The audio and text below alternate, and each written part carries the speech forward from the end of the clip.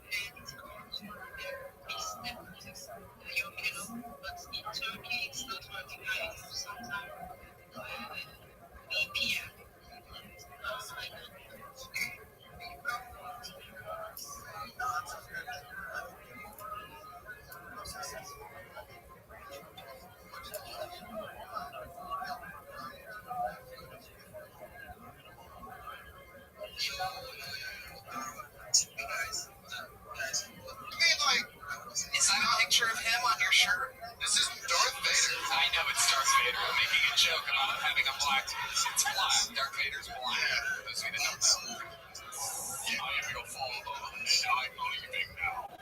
Yeah. Alright. Yeah. That did happen and stuff. Yeah. Huh? You did abandon this child. And look to the dad grace. It is true. It is true. And he... I mean, it didn't turn out great for Darth Vader, I'll be honest with you. His son, he skywalked out of his life. We got Star Wars jokes over here.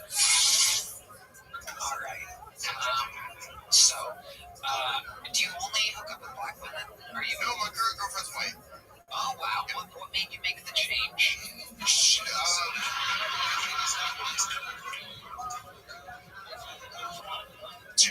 She's pretty thick.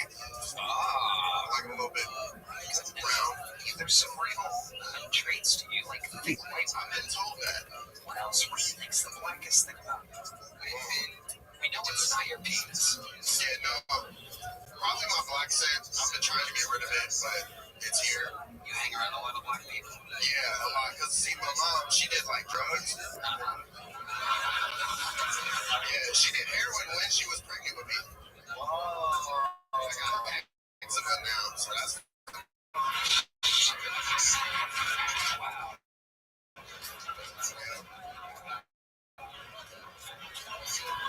Eczema is your baby mama's name? Eczema Jenkins for...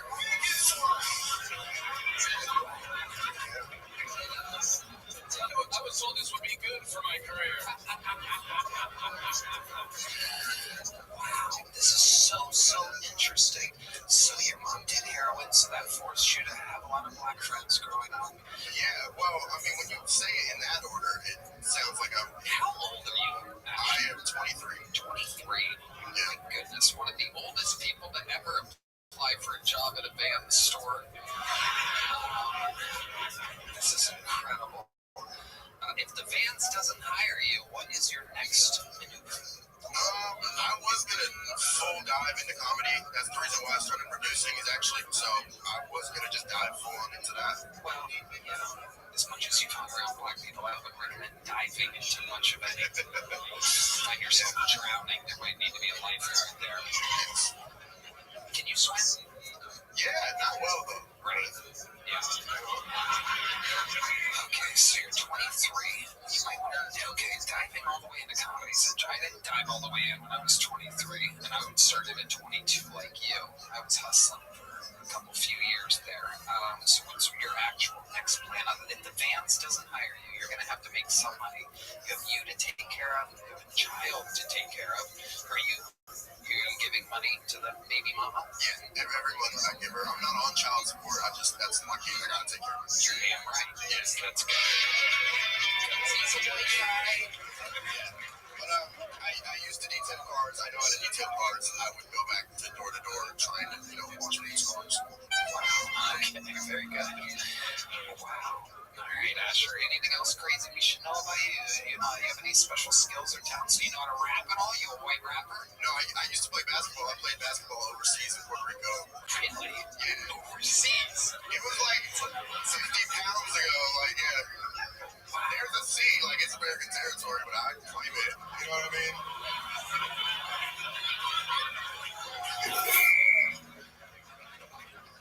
Overseas. Yeah. So what was your basketball career like in Puerto Rico? Oh, it wasn't good. I was the only white. Yeah, but I was there. My name was on the roster. I had one good game out of like 30. But yeah. You had 30 points? No, I had one good game out of 30. I had 30 points. Gotcha. But I was throwing those assists. Right. Yeah. Right. Yes. Absolutely. Yeah. Anything else other than basketball and comedy? I mean, gamble. I love to gamble. Oh, okay. Yeah, it's not the best for my current situation, but I stopped over at that little place underneath Sunset. They got like some slots back there, and I played $20 before I stepped on stage. Yeah, you didn't know? Yeah, there's slot machines underneath their comedy. Yeah. And right next to the bathroom of Game Chicks, I spent 20 and I won like up to 30, and then I blew it all off. Yep. But I only played 20. It's good. Never played with more than willing to lose. That's right. James McCann. As she is saying a lot of things that are making me scared for your future and the future of your job. But I believe in you. You've got a good energy. Absolutely. Sure. I wasn't going to say anything, but you asked me, and you've got to hang it. Comedy takes a long time to get going. Yeah. And kids are expensive really quickly.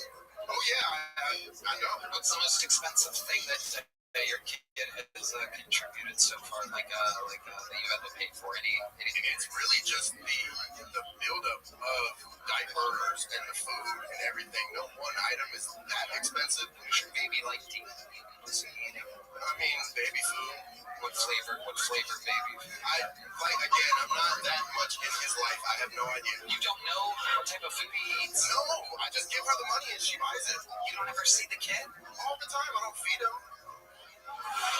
She feeds him. You've never had the urge. D-Madness is loving this right now. I think he just tried to choke you there for a second. I think he tried to reach you. I've seen him get fed. I've been there. I love my son. Made me out to be a villain. But Did you give him a white name or a black name? I named him after my grandpa. What's your name? Demetrius? No, it's Italian. It's Rocco. Oh, okay. Yeah. Let's see why that might. Yeah. He doesn't look black at all. He looks like Filipino. Like, I don't know how. It's not hitting because you can't see him, but yeah, it's Filipino. Well, when you talk to your wife about this, does your wife know that you consider your son Filipino? I don't have a wife, but... Right, your baby mama. Yeah, no, yeah, she hates it. She's like, stop talking about our son like that. And I'm like, looks like, you know. You know, if they end up bringing that Maury Povich show, that could be a good way to get some money. Yeah. I can see you doing the dance. Who's Maury Povich, though? It was a little bit before your time. I'm sorry. It was a little bit before your time. 6 or 7 years You ago. kids don't know. Oh, the crowd's turning on him quick, folks. This is a very pro-Maury crowd here. Asher Casson, congratulations. Fun times. There he goes, Asher Casson. One last look at Nolan here. We're having fun tonight. You guys having fun out there? All right, let's see what happens here. Make some noise for your next bucket full. It's Josh Canada, everybody. Here comes Josh Canada. All right, thanks. I'm having a great month right now. I actually, it's odd timing, but I just celebrated 2 years of marriage, so that was fucking dope. Oh, thank you. Thank you guys. It's a weird time in our marriage because we're talking. I wanted to go see the new Superman movie. It just came out on HBO. I was explaining it's really interesting because they changed directors, like revamping the universe, and she asked me, how long do you want me to pretend to care about this? So that's a new level of honesty I didn't know that I didn't want. You know what I'm saying? But I did see the new Superman. It was pretty good. If you want to see it, I'm hearing a lot of weird stuff about it. People are like, there's one nation, right, that's like oppressing another nation. And it's an analogy for like Israel Palestine. But if you want to see the movie, that's not at all true. It's not. And I know that because in the movie, Lois Lane is a reporter and she lived the whole time. So, thanks. That's my time. Preach it. Josh Canada. All right, Josh. How long have you been on comedy? Coming up on 2 years. 2 years. Okay. And where at? Colorado, mostly. Colorado. Okay. How's it going there in Colorado? Is it better than it just went here? Yeah. I moved here in March, and yeah, usually. Okay. What do you do for work? Between jobs, but looking for a barista gig right now. Looking for a barista gig. This might be the fanciest unemployed crew of comedians ever pulled out of a lot of people hopeful for jobs taken by 15-year-olds. Damn. Was that your best minute of comedy? Definitely not, but yeah, that's what it was. You know what I want to do? You know what I'm thinking I want to do here? I want to check in. With our friends, Street No Chaser over here. Can you light them up real quick? Guys, what do you guys think about that performance, if you don't mind? We're here on Kill Story. That said was not funny. Shouldn't quit your day job. I'd rather hear bags and boxes. And we are Straight No Chaser. That's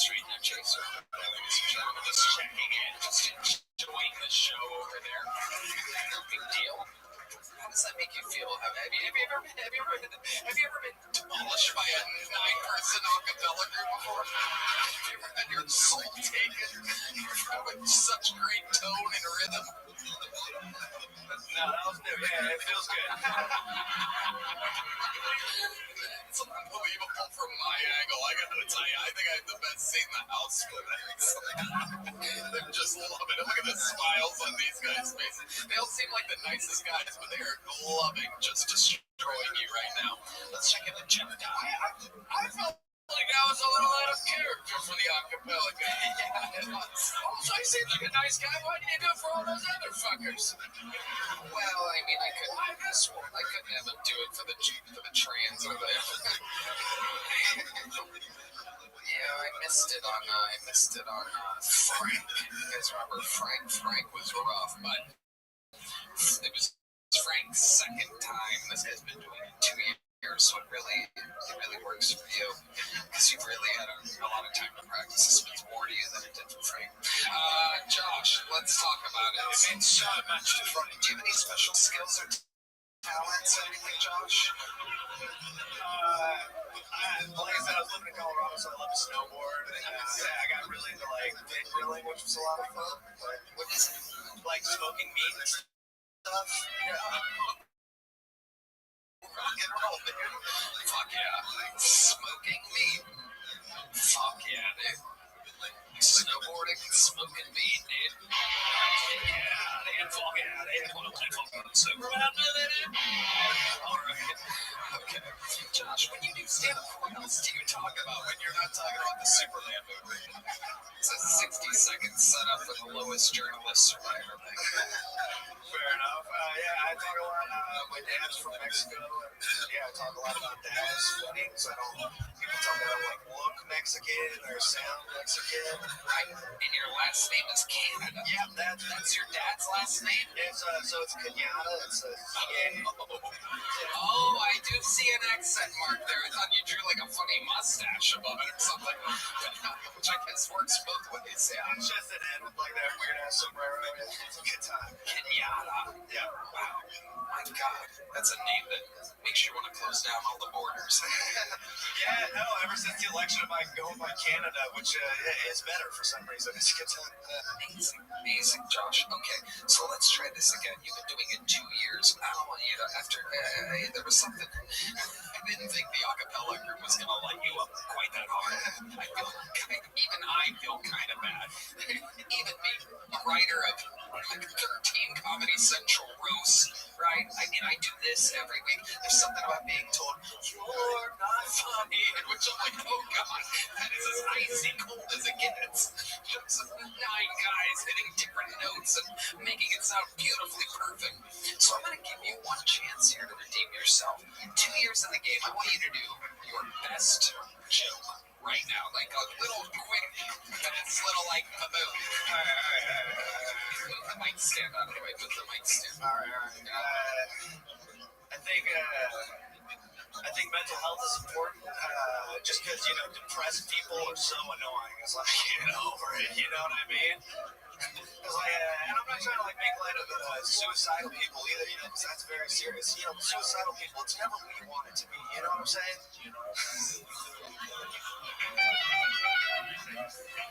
Still not funny. Now, Josh, my sweet, sweet Josh, do you have any other special skills or talents in snowboarding and smoking meats? Jeez, man. Fuck it, I was fucking grilling a pig the other night. Awesome, yeah. I used to like to act a lot. That was a lot of fun. So that was, something I enjoyed doing kind of before COVID. Do you live here now? Yeah. Okay. Well, Josh, we need you to sign up again sometime, Josh. Okay. In the meanwhile, what do you got there? What are you taking out? Here's a little chili book. It wasn't a great day, Josh. It gets better. Sometimes the story, sometimes people grow on this. Great judgment. Thank you. One more time for Josh Kenyatta, ladies and gentlemen. He'll be back. He ain't quitting. He'll come back. Just gotta fucking smoke some meats. He'll be back. Alright. Well, what an episode it's been. How can we forget it? Started with Kansai Yasuda feeding me ramen. Kendrick Flynn absolutely destroying from the middle position. We've seen a lot since then. There's only one way to end an episode like this, ladies and gentlemen, and if you ask me, it is with the reading, defending record holder for all-time appearances and all-time interviews. He's a Kill Tony Hall of Famer. God himself said, I love that man. Some people call him the Vanilla Gorilla, the Memphis Strangler, the Tijuana Tarantula, the Bernie Bush. Ladies and gentlemen, this is the Big Red Machine, the one and only, the lights out, William Montgomery.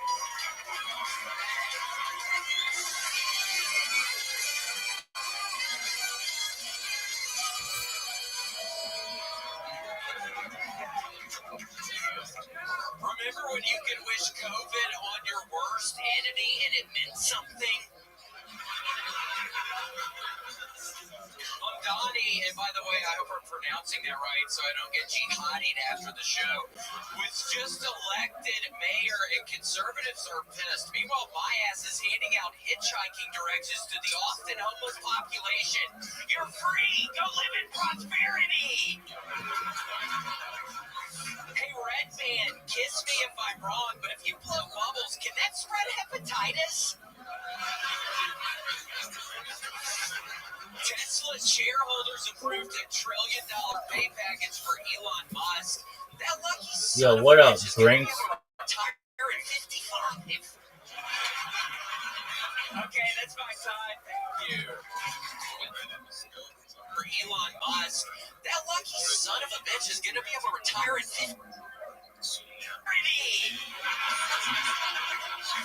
Hey, Red Man, kiss me if I'm wrong, but if you blow bubbles, can that spread hepatitis? Tesla's shareholders approved $1 trillion pay package for Elon Musk. That lucky son of a bitch is going to be able to retire at 55. Okay, that's my time. Thank you. William. Lights out. It's done. Again, I gotta tell you, William, I think we should just jump right into it. Right? You went a little viral this week. I think everybody saw it. It's like a big deal. You want to talk about it, William? It was I'm just going to use the word exciting. It was the most exciting show I've done here. I'm not even kidding. I get up. I did this, some festival, little festival here in Austin, and I'm doing 25 minutes. And within the first 2 minutes, some random person joins me on stage. He gets right beside me. Thank God he didn't have a gun or a knife or he would have killed me. He was standing right beside me, and he asked for the microphone, and I'm confused. I don't know what's going on, so I do the microphone over to him, and he's like, "You're garbage. This is garbage." So that set a really good tone for the other 23 minutes I had to do after that fucking guy. This hasn't happened, and towards the end of it, thank God, I was able to just kind of relax and try to appreciate everything, but it was a whole bunch of kill yourself, get off the fucking stage, where are the tomatoes? That's one that hurt me the most. Some idiot got them yelling, where are the tomatoes? But I had to power through because I'm like, oh my God, I have to get paid. I have to do the time. So it was, so I didn't do it, but it was scary. But in the first 30 seconds, I could tell it wasn't going to go great. And then the guy joins me on stage, and I didn't know who Morgan Jay was, but I learned a couple things this weekend. I really did. And one of the things is just seeing who the headliner person is. And it was a guy named Morgan Jay. And I never met the guy. He was very nice. He came up to me and he said hello. But I guess his whole thing is he does the auto-tune microphone and does crowd work the whole time. He goes out into the crowd. So it's a little different than the comedy that I do. It's definitely night and day different than what I do. A lot of his fans, I think, it would have been worse. You could have had an acapella man tell you that your shit Yeah. If the audience... Hold on, I don't get it. Dumbass, that's no... And let's be clear here that your comedy style doesn't go that bad ever. Never. It's impossible because sometimes you're on some of my shows in which everybody knows you.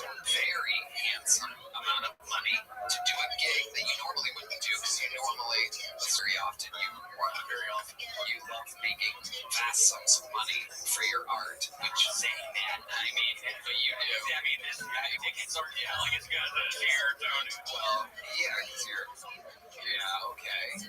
Yeah, okay. Let me just plow through what I'm saying here for a second. Oh, no, you go ahead, James. I think I've made video too much to the rest. I think, honestly, that was a big viral thing, and people are going to want to do that again.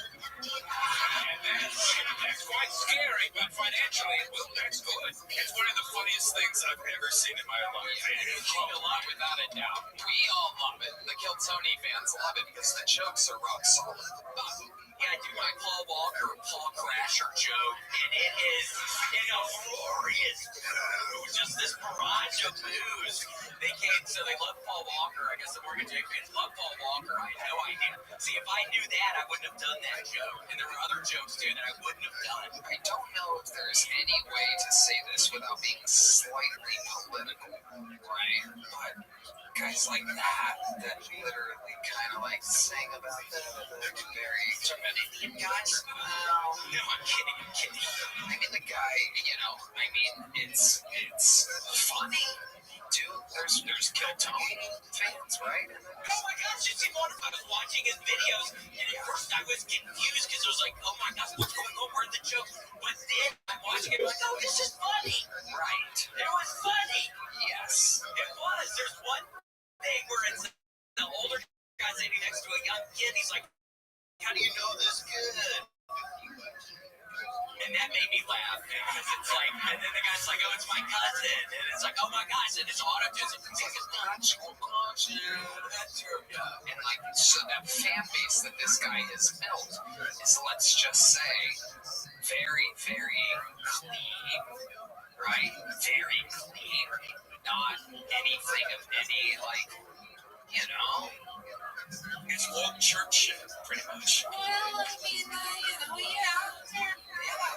mean, he was real nice to me. I have nothing. I'm not saying anything bad about him. Now, why don't we do this? Why don't you describe what the audience was like? If you could describe what you were looking at out there, what did it look like to you? Mainly Hispanic people. No, I'm kidding. Okay. But yeah, no, it seemed like a lot of Hispanic people. But in the past, there have been wonderful nights. What did you tell me on the phone when I called you? When I called you to make sure you weren't going to kill yourself? How did you describe the audience to me? Do you remember? They looked very non-binary. And I say that, and seriously, and that's just a descriptor. It means nothing. I don't care one way or the other. But for the record, you're not gonna win them back now, will you? No, I'm not trying to say I don't give a shit. But for the record, when I called the person a slut and a bitch, that was a non-binary looking fucking nasty looking bitch. Fucking for my death, literally saying kill yourself. And I feel weird, Tony, because I literally see 100 cameras up there, so I'm like, this is awkward. It's just like I gotta try to defend myself a little, I guess, because it's all the people, but it's all these idiots filming, and it's, I don't know. Right. It was on, so I just powered through, but it's just a different type of the jokes. Different type of audience. It was, yes, and it scared me. There's people that if I was in that spot, it would have been the same thing. Like there's certain audiences that literally perhaps have never seen a real comedy show before. They see someone that's famous on Instagram, they go and they just want to see them sing auto-tune. You know what I mean? And you're up there doing actual jokes. I bet you went up there. I bet you didn't see a single Korn t-shirt or an Ozzy Osbourne t-shirt, right? Like you do out here. It's a little bit different. Wow. Correct. Yes. Very. Totally in agreement on that. Right. So what did you learn from this experience, William? Yeah, let's play a little clip. Look, Red Band has a little clip.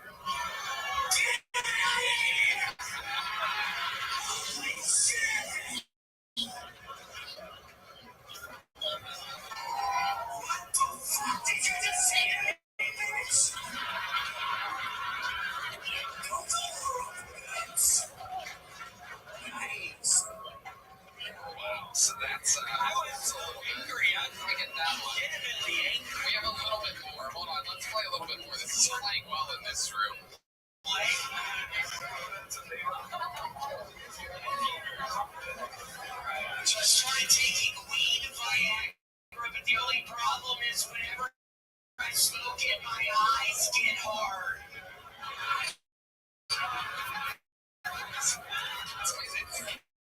Maybe I'll just take the bottle then, because zero laughter. Zero laughter. Because a lot of people understand mood. It was not only not laughter, it was also mood. Wow. Like the entire time. My recommendation is they should have perhaps Frank open up for Morgan J next time because he gets booze here. Maybe he would get big laughs there. Maybe Frank, his third appearance ever, he should make thousands and thousands of dollars to do 25 minutes. All right. William, you look fantastic. How much weight have you lost? I don't know. It's the Manjaro I want. No, it's, yeah, well, I haven't been able to do the rubber shoot in 2 weeks. It's very sad. I'm getting into a weird thing. God, after that set in the past, if it was when I was sorry, I was looking at your puzzles for a second. Oh my gosh, she really has them out there. I'm kidding. Okay, so those are big. Yeah, those are huge. Those are giant bosoms. What was I talking about? I don't even remember what I was talking about. Wait, seriously, what? Yeah, I'm not being mean or what was I talking about? Oh yeah, no.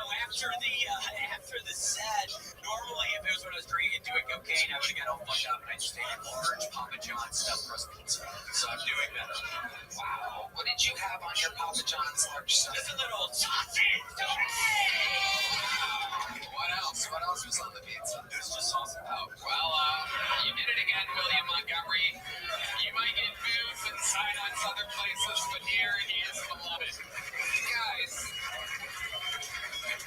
let's see what Ryan J. Ebel drew tonight during this. Wow, look at that. That's James McCann and Jeff Dye. RyanJEbel.com for those prints. Chris Rogers, what you draw tonight? Oh, shit. The new regular Dedrick Flynn over there. Guys, how loud can this place get for our guest, James McCann? This is Disquieting Levels of Egg is on Amazon right now. This special is a wild hit on YouTube. Black Israelite. He has the James McCann Catamaran podcast. James McCann. Don't forget that new book of poems, Disquieting Levels of Egg. You've forgotten a bit. They love poems, this crowd. Perhaps Morgan J. can I think after that auto-tune crowd, they're going to love poems. They're going to love it. Those people are sick and disgusting. Can I say? Fuck them. I love you. That's right, James McCann, ladies and gentlemen. Jeff Dye is on tour at JeffDye.com. He has the new Die Hard pod. Thank you, Jeff. Thanks for having me.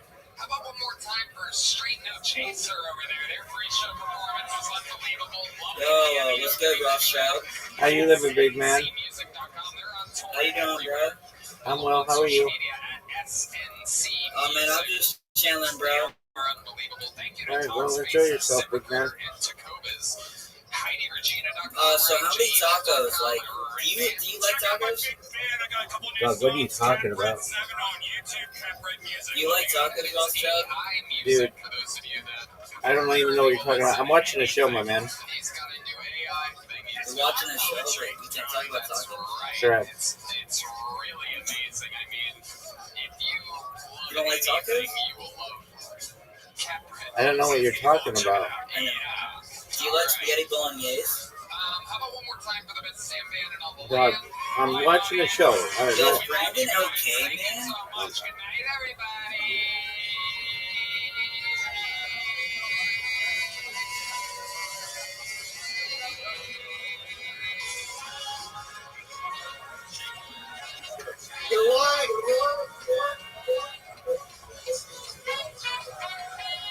You're good, big dog.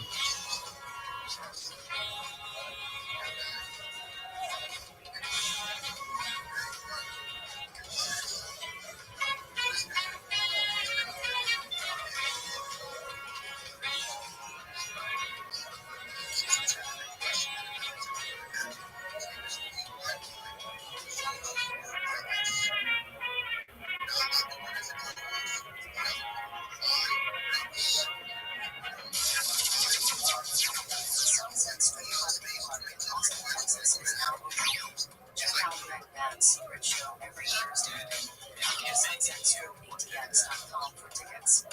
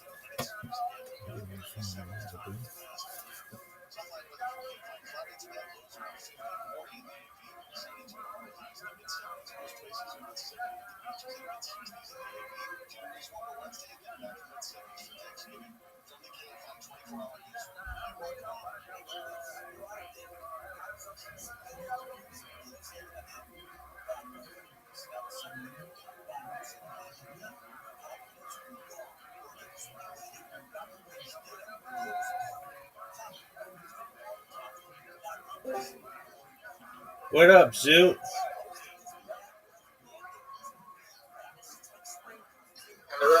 Zoo, what up, baby?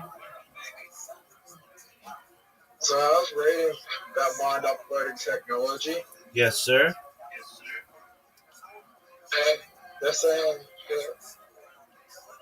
that you can factory race, do like a factory race, and you can upload your mind to the age of 18 if you don't want anyone so you can have all those memories from when you're 18, and then you can choose not to upload past that. So you go back to being your 18-year-old self and create new memories and get rid of your memories now if you don't like the person you become. Well, for sure. It's known as memory erasure, but you don't have to upload your memory to do that. It's amnesia? No, memory erasure? Yes, mind uploading amnesia. No, that's different. You can just alter and edit your memories currently. Mind uploading refers to a process of essentially scanning of your brain. Oh, you can edit your memories and you can delete things? Yes, it's known as memory erasure. It's been the experiments have been discussed for people with post-traumatic stress disorder. Someone like you would be a really good case for this. Yes. So I can delete memories of like my abuse, so I don't have to go through that shit. Yeah, but they have to keep the memories of me whooping your ass in mini golf. That's one thing that's can't be erased. That's in there forever. But yeah, you can remove any kind of painful memories of your past, except mini golf defeats. Those all stay. But do I only I know the memories like if I delete them? No, So that's the question. Whatever company owns this is gonna know. I mean, I know they may say that they don't share the information, but it'd be like a VPN. Like somewhere, somebody is gonna know what's deleted, unless they really make it so that like this basically becomes untraceable. But even still, everything is basically. Are they uploading? If they haven't done, a lot of that shit's gonna be illegal. I mean, we don't know what the laws will be in the future. Welcome, we have a new friend. What up, Dark? How are you? It just says Excellent, welcome. it just says like it's gonna be very hard to police because you have everyone has memories of when they were not Brody. What up, Bama for Fank? How are you, big dog? I'm doing good. Rabbi, they're in that other DC talk about talking about Jared Davis or something. I am They not. are saying that, honestly. They're like we were just in there. Okay, That in here to let you know. that's fine. I appreciate it. I don't do anything like that. They can say whatever they want about me. Okay. Yeah, we just wanted to let you know, buddy. Thank you. I appreciate it. Yeah, have a nice one. You too, big dog.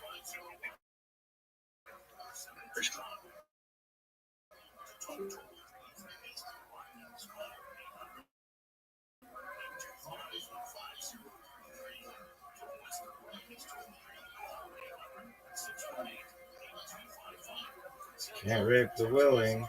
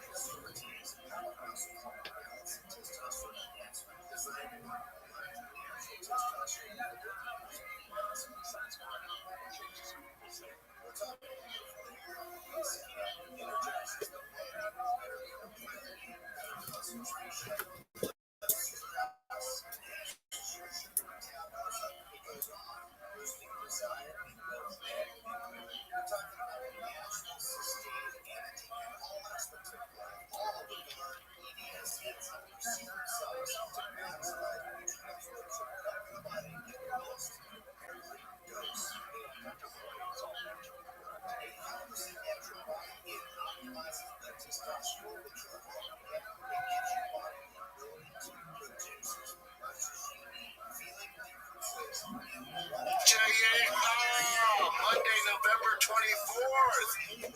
What's up, fam? It's Turkey Week. It's Thanksgiving. I think we're going to do a deep fried turkey for the first time. I heard this is the bee's knees. Jim, what are you doing for Thanksgiving, buddy? I'm going home for like a few days. You go back to LA or it's in guys? All right. When you leaving? Like late Wednesday. When you come back? Saturday. I did the late Wednesday and Saturday because sometimes the flights are delayed, so I can't come back a day early to make sure we can get back to tomorrow. So if it gets delayed on Saturday, you're supposed to finish the show. Ryan Callen only took a page. Professionalism from your travel book. That'd be great. Nice. All good, baby. All good. Yeah, Turkey Day. Your family does the regular turkey shit. Normally they do American, but then Korean side stuff. So there will be kimchi. It will be like a West Side turkey. Yeah. You do turducken and shit? No, I would love to try turducken, but no, just regular turkey. Yeah, I got my buddy Trey. He's known for making insane, basically all around holiday meals. So I think we're doing fried turkey. Yeah, be careful, man. That's like one of the most dangerous things I heard. Not doing it at my crib. Yeah, that's above my pay grade. Tigers done with fall travel ball. Last tournament was on this weekend, and boy, as a papa, I could not be prouder of the kid. He just found it, man. He found it, and going into the off season, this little dude is off on the right foot, man. Because in spring it picks up even more. It's more competitive, so can be more proud of the dude. How about this, man? This one, I'm like, oh my God, we got one. He gets done with his game. We're in extra innings. They call it Texas overtime. So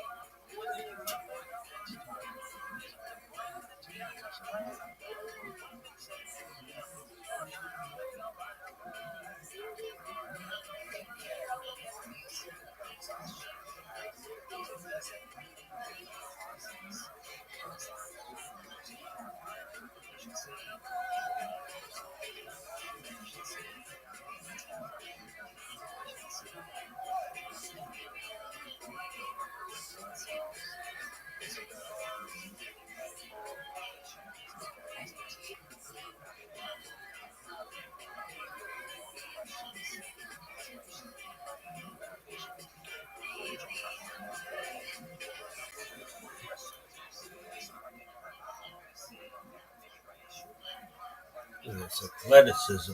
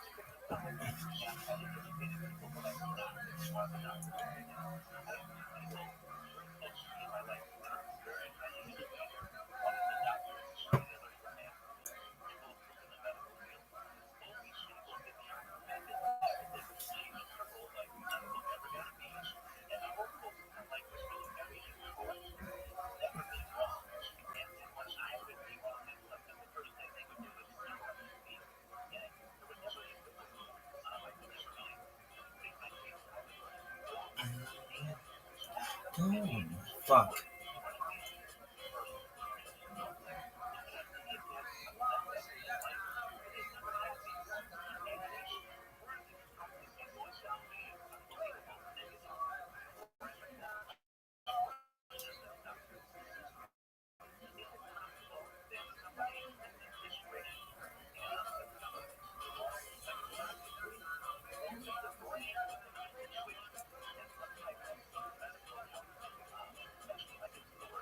I don't mind spending some time just hanging out here with you.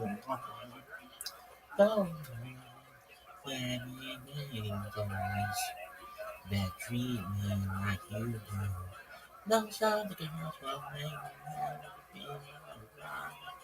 My one he would never get me everything in brown.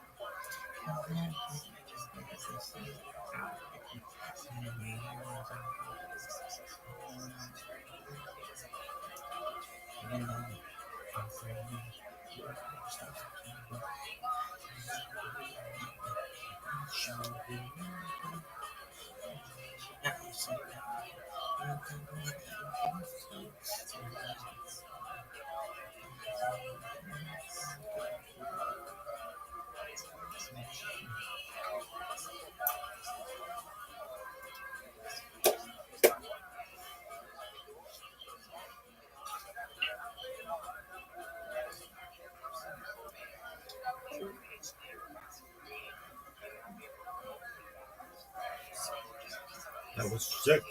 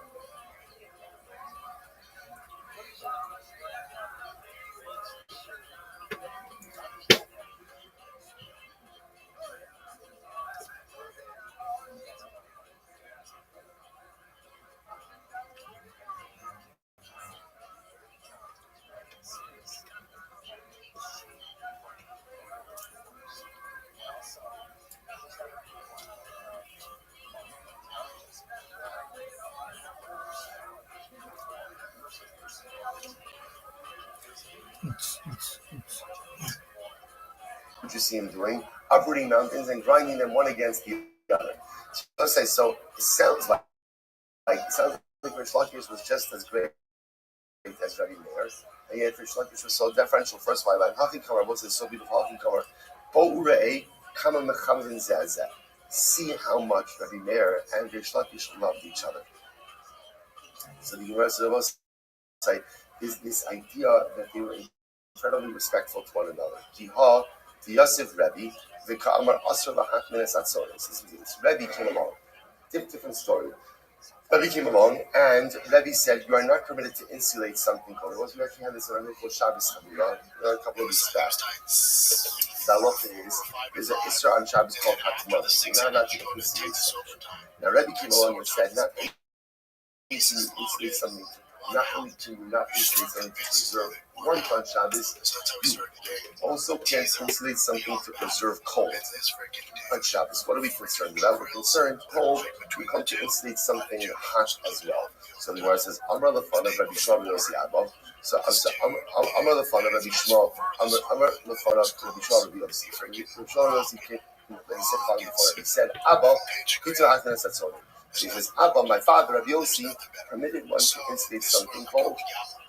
So Rabbi said, Kabar Torah is Rabbi Yossi pasking that way.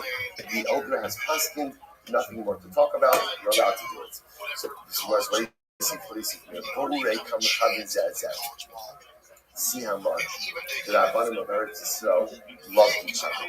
Either Rabbi Yossi Kayim, Rabbi Yossi Kayim, or your kafaf Yosef became Rabbi. So what do you see here? If Rabbi Yossi was alive, Rabbi Yossi himself would have been deferential in front of Rabbi. Tahar Rabbi Shmuel Rabbi Yossi Memali Makam Avosef Hava by a cup of Yosef with Rabbi. The Ka'amar Kfar Horizaki. So I said, even though Rabbi Yossi was deferential to Rabbi, yet when Rabbi heard the ruling of Rabbi Yossi, he deferred to Rabbi Yossi. So we were painting a beautiful picture over here of Rabbanim who are deferential one to the other. So you see over here first, again, we started talking about it beforehand, but you see Rish Lakish being incredibly deferential to Rabbi Meir, holding my head holding out, even though again, Rish Lakish was just as great as Rabbi Meir, and I see over here Rabbi being deferential to Rabbi Yossi, even though Rabbi Yossi would have been deferential to Rabbi. Incredible. So we'll say, where do we see it? So the Gemara is painting this beautiful picture of the Rabbanim of Eretz Yisrael, that of Eretz Yisrael, being incredibly deferential and respectful to one another. So the Gemara said, what's the pasuk? It said, "V'ekach shnei maklos." So it's actually very beautiful. This is a pasuk in Zechariah. I took from you two staffs. This is a pathetic version of Zechariah. I took from you two staffs. Le'echad karasi Noam. One of the staffs I called Noam. Le'echad karasi Chol. And the other I called Chol. Chol means damages, right? Damages. So the says, Noam, who's Noam? Ilu Tamidich Chamisha Eretz Yisrael. This refers, or like a Noam, who's the pleasant one? Ilu Tamidich Chamisha Eretz Yisrael. This refers to the Torah scholars in Eretz Yisrael. Sheman imin zeh lo zeh ba'halacha. Already done, baby. They're pleasant to each other. Cholvin were the terrorists. Ilu Tamidich Chamisha Bavel. This refers to the Torah scholars in Bavel. That's cool. What's your friend doing here with their mic? And almost like abusive to each other in halacha. Such a fascinating distinction here between the Rabbanim of Eretz Yisrael and the Rabbanim. Yo, what's up with your mic? None. All right, so here's the breakdown if you really want to know. I'm Rabbi ROTHSCHILD. I stream my life 24 hours a day, 7 days a week, 365 days a year for world peace. I've been doing so for more than 4 years. My streams go back to the pandemic. We've seen the death of a queen, the birth of AI, the coronation of a king, and everything in between. This is a real-life Truman Show, a real-life Big Brother. This is a timeline and time capsule of human achievement. In the 1990s, quit with the okays. just be quiet. My bad. You're good.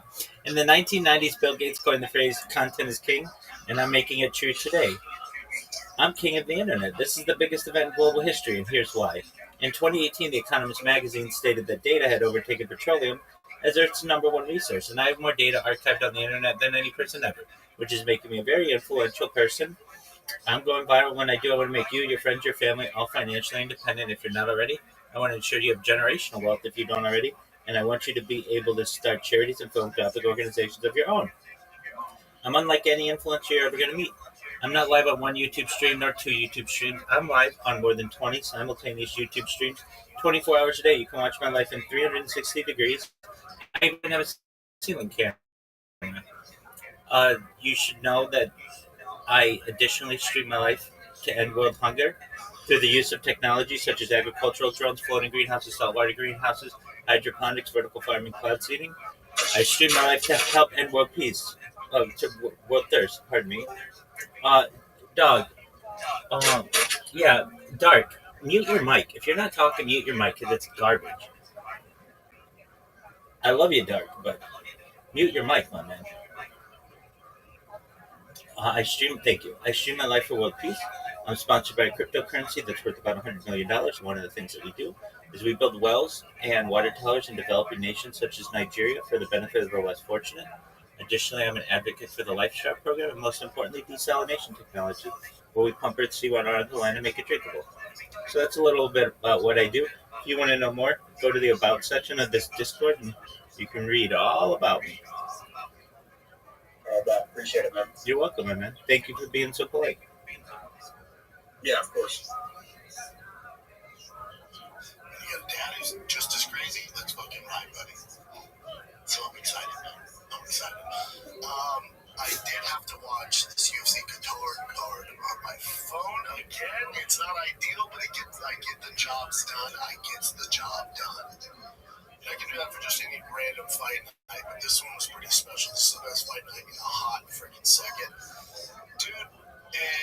big fight coming up. I get the December pay-per-view card. It's not gonna be take away, but it's it's decent. There's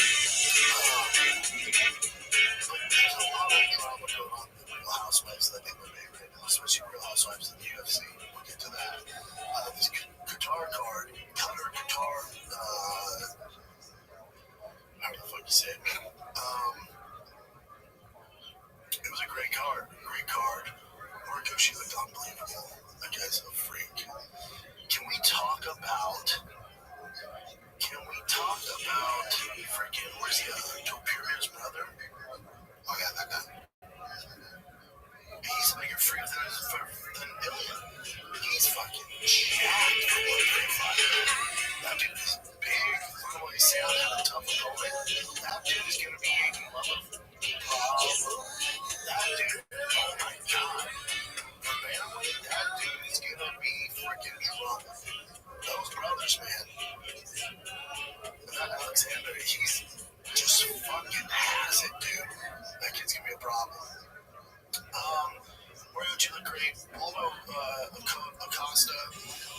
Dude, in a division that's filled with dinosaurs and not a lot of talent, he's something to get excited about. He's something to get excited about. Just knocking dudes out, fighting consistently. And I admire that because your job as a prize fighter is to not fight once or twice every year. But if you let the UFC dictate it, they're going to have you fight maybe, as you're coming up 3 times a year. This dude's doing 4 or 5. He wants to fight in December. Dude, get your money, big dog.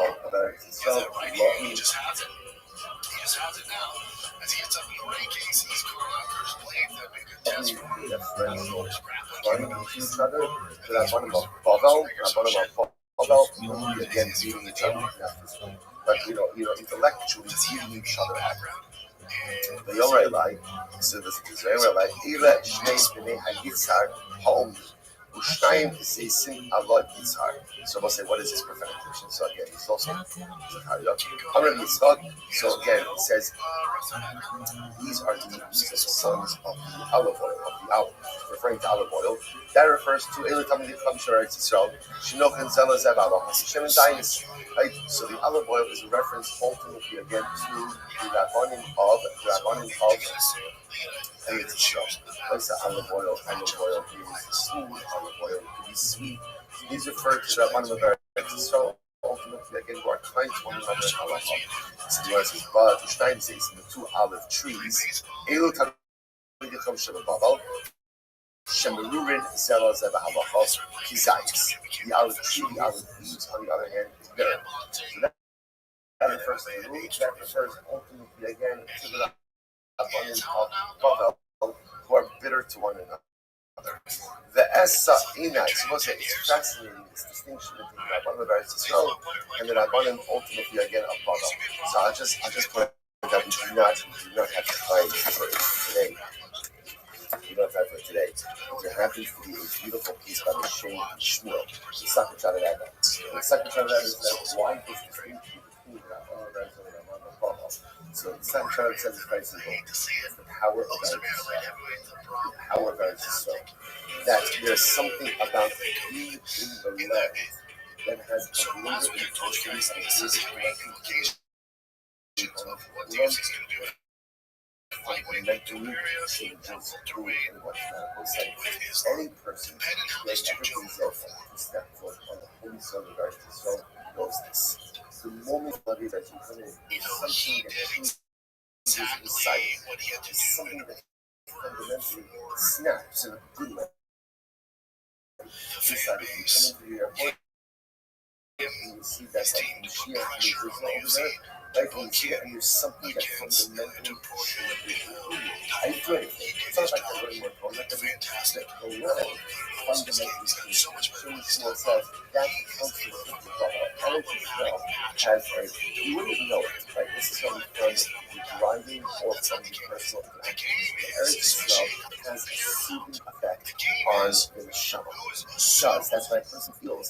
And the way says, I think, and many of us, the only time we truly feel at peace is in Eretz Yisrael. Now again, my say is Shkara. It's not that. It's not that. There's a lot of things to learn. It's still all worked out. It's still not quite There's something about Eretz Yisrael that allows the neshama to be trained. So the Shem Yishmael says that's the difference between Eretz Yisrael and the Rabbi. So in other words, like the Sinai, the Era, finish state Russian, Yotzos, Ruach, the country, and those say, and Gemara quotes another incredible vision also from Zechariah. I lifted my eyes and I saw two women. Yotzos, Ruach, the country, so these were really like malachim, they looked like women. Like the wind was under their wings.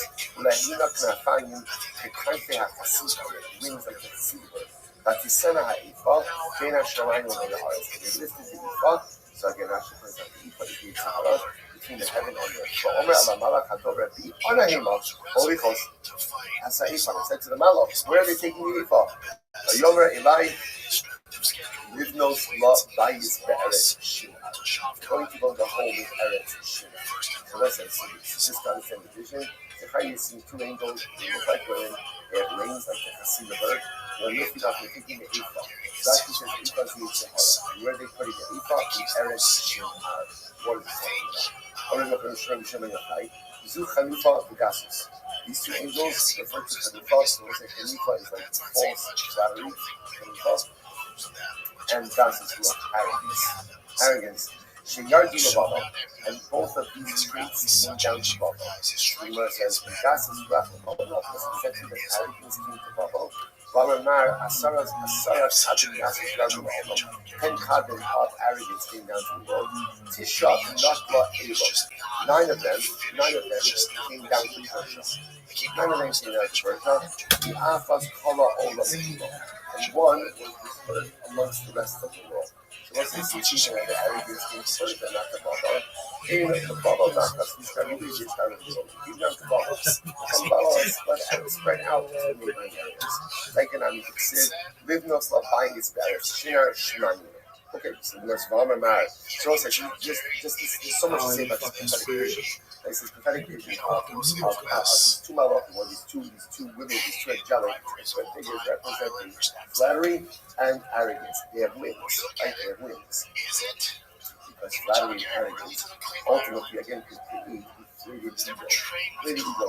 They're transporting the Yud Sahara to, again, in this case it was Persia or Babel. That's where arrogance and flattery come from. Are similar gases of Ruach and Manius the Babel Lachis. The Gemara says, Manius the Babel Lachis. The Gemara says, 1 second, he's seeing, it's fascinating. He's seeing a sign for arrogance is poverty. Poverty. Now, let's say now, what's the shot of sign for arrogance and poverty? On a super level, that sometimes the person who is so arrogant thinks that work is beneath him. So, something interesting happens if you think work is beneath you, because you don't make money. So sometimes you might say, well, second, but Anius the bubble of this, but if poverty comes to bubble, whereas my Anius, what does that mean? Anius Kola. It refers to not necessarily material poverty, but rather against spiritual poverty.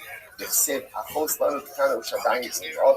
Rabbi Yochanan Zu Elaine. This refers to Elaine, which is Persia. Shezach Salumon, although Zachsa Lemon.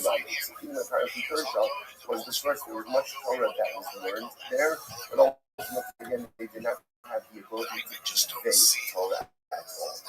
My Babel, what's Babel? Rabbi Yochanan, Belula B'Mikra, Belula B'Mishnah, Belula B'Talmud. Ultimately, again, it's mixed in. There's Torah there, there's Mishnah there, and there's Talmud there. The Nachshakim were Shemani Gansi Olam. So literally, again, the person for their quotes, the idea of front and up. So really, in the darkness, I have been read, like the dead of the world. This refers ultimately, again, to the word of So on one hand, what the Gemara is painting over is this tremendous picture, this dichotomy between the Torah of Eretz Yisrael and the Torah of Baba. right? That communicates from the father are abusive, are abrasive, there's arrogance, there's haughtiness, and yet in Eretz Yisrael there's serenity, there's kindness, and there's serenity, kindness, and spiritual elation. Again, it's fascinating to see, by the way, how Talmud Bavli becomes the more authoritative source of Torah, more than Talmud Bavli. So also, what you see from here is that sometimes in order to be able to arrive at honest, to be able to arrive at truth, so sometimes the music that you need is not kindness. And sometimes in order to be able to arrive at truth, the music that you need is super abrasiveness. So I see this, right? When there's kindness,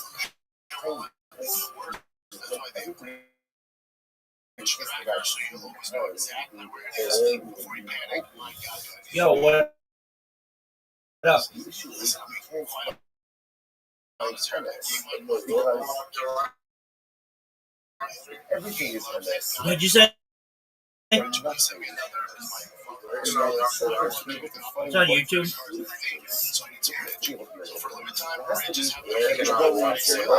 No, it's on YouTube. And you're right, and I'm right, and you're wrong, or I'm wrong, and you're right. And it can't be that everyone is. It's interesting. So on one hand, we're extolling the beautiful Shalom of Eretz Yisrael,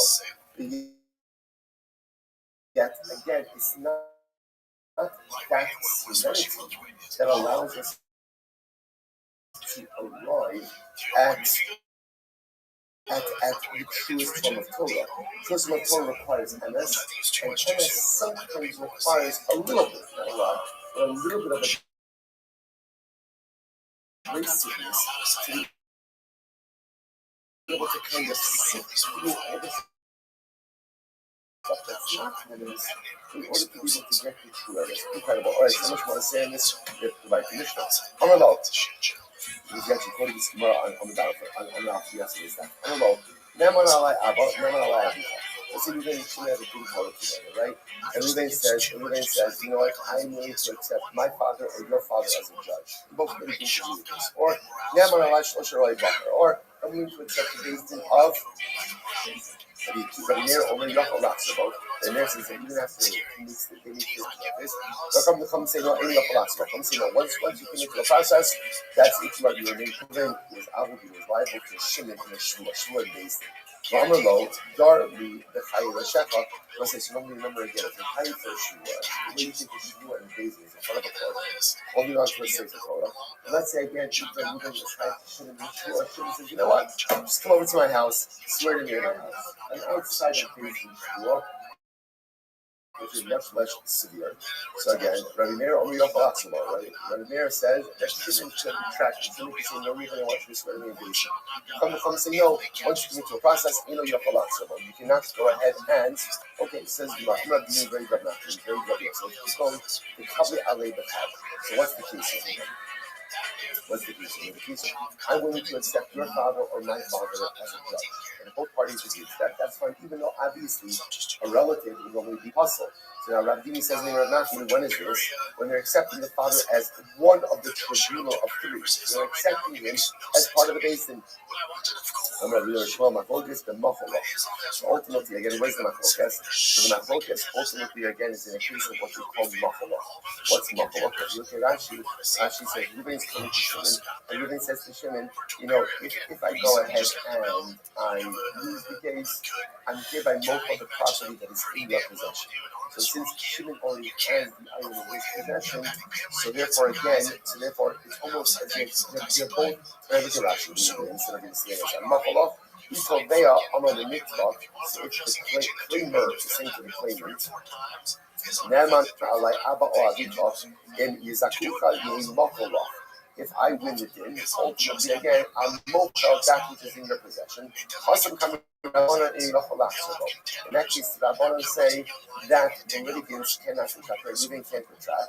The Hazafa said the other. Shimon, so to speak, has already partially acquired the item that is in his hand. But if again, the claim is that if I lose the case, I will give to you. Everyone agrees that halacha l'maisa, there is the ability to go ahead and you can't retract. Rabbi Yochanan says, no, I'm going to become machlokas. Even if he says, I'll give it to you, that's also machlokas. It's also machlokas. Sifai lehu, betin lecha machlokas, machlokas divrei and yochel aksabo. So then we're asking the question, in the case of etin lecha, that's machlokas and chachamim. But in the case of machlokas, everyone agrees that neither party could retract upon the agreed upon structure. O Dilma Baines the Amarava Rava said, Machlokes be'etin lecha. Machlokes is when the case is where I will give you. About the machol lecha, or where there is mechila, in other words, where the party, let's say again, Ruben says to Shimon, if I lose, you can keep the item that is only in your possession. Divrei hakol in your halak zerbo. So iyam ekishlama. If you say the following, iyam ekishlama, that they have machlokas, then the machlokas is only in the case where Ruben claims, if I lose, I will give you something. About the machloka, but where again, essentially, if Ruben loses, Shimon is allowed to hold on to the item. Divrei hakol in your halak zerbo. And it can't be tracked through the framework. So Rabbi Rabbi Yochanan makes sense. As the iyam bein zu machlokas. But if you hold it halacha l'maisa, there's machlokas whether it's etin lecha or machol lecha. Rabbi Amar Shimon, who is Rabbi holding like to his remarks. Rabbi Tana did not come. Rabbi would be espousing his own position, not aligning himself with any of the aforementioned positions. Says here Rabbi Chabad Tachlis Rabbi. Let's say back to the nation. So again, remember, just to appreciate what he says on over here. And this is introducing us to a legal contract. Legal contract is, and actually it's intuitive, if both parties agree upon a compromised legal framework for the resolution of their issue, they could do that. For example, Reuben and Shimon come to Shimon. Reuben says to Shimon, you know what? I like your father. Seems like a smart guy. I agree to submit to a tribunal, to a Beis Din, even though your father sits on that Beis Din. Normally, if Shimon's father's on the Beis Din, what's the halacha? It doesn't work. He's a kara. But the Mishnah is introducing to us the idea that if they both agree to the process, then halacha l'maisa it works. Then the shaila becomes, can either party subsequently renege on that? That's the machlokes. Can either party subsequently renege? That's the shaila. That's the shaila. So let's say that's the machlokes Rabbi Meir, and the Chacham. Rabbi Meir says that he can renege, the Chacham say he can't renege. And then the shaila becomes, under what circumstances can the renegation but can the renegation occur? Okay, so that's what we're doing over here. So the Gemara goes like this. The Gemara says, so let's say Ruben owed Shimon a shvua and in Beis Din. Shimon says, just come over to my house. You can swear to me in my house. What's the halacha? And then Rabbi Meir says, Yachal Aksabo. Rabbi Meir says that Shimon can say, I changed my mind, come to Beis Din and do the shvua. The Chum say, Im Yachal Aksabo. The Chum say, no, he can't change his mind on the days. My love, Ba'osan Hanishba and the Mama Shalmin, are we not talking about a case where again the shvua would essentially exempt Shimon from payment. And therefore, the only Gemachalo. This is a case of forgiveness. And therefore, again, that's why he can't retract. The word love, the Ba'osan Hanishba and the Notle. So this could also be a case of where, again, the party has taken the shvua, and then taking property. That is like a case of etin lecha. I have a hatala reisha, hana tola b'das acherim. What about the case? Talking about two different cases. One is the case ultimately again of tola b'das acherim. That would be the case of Abba and Rabbi. And ultimately again, one is talking about tola b'das atzmo.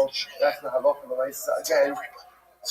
That's the halacha l'maisa again. That's the case of where it's dependent on the ladies themselves. And in both cases, if we're just in the cases of Abba and Rabbi, we're depending on the people who come in marriage. It must be other day. Right, marriage says you can retract why. You shouldn't below Gama in Maki. There was no formal opinion involved in that. The Gemara says, the Omer mi yemer himself about Tola B'das Atzmo, and the case of Tola B'das Atzmo, Ima Modi Rabbanon, ultimately Meir there would agree with Rabbanon. The actual Inan Baha, where they said the other case, Baha Tola Rabbanon Baha, Ima Modi Rabbanon, and there, I will say, I apologize, I know we're going to break next week again. But again, so I apologize for that. But again, just to understand, we're just trying to figure out a local Lamaisa which cases we allow for retraction, which cases we don't allow for retraction. So essentially, not to stop over, I'm going to record the rest of this document as I should hopefully before Shabbos, but Shabbos there's a 5 minute chance of updating to the why. So one second, just understand what we're reading off. We're reading off of this hard. We've established a reality. The reality is to have up myself, two parties confined to what we call a compromised legal construct, which allows them to use legal mechanisms which would normally be invalid for use, right? Like using a relative as a diamond, or like taking the shavua outside of basin. Those things can be done. It can be done. However, what's the shaila? The shaila is, can either party subsequently retract or not? That's the matter. So Rabbi Meir says yes, right, or we can't do that. Rabbi Meir says yes, but Chachamim say no. Then the machlokus becomes what? Under what circumstances can, according to Rabbi Meir, who says we can retract, right, you can retract your allegiance to a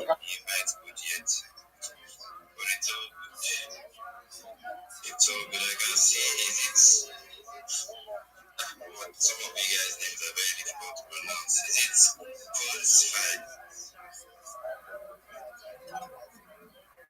I can see Rabbi in the house. GM Rabbi. GM, everyone. How are you all today? I'm doing good. How are you, man?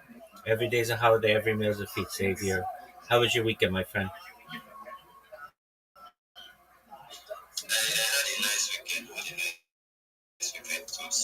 had a chill weekend.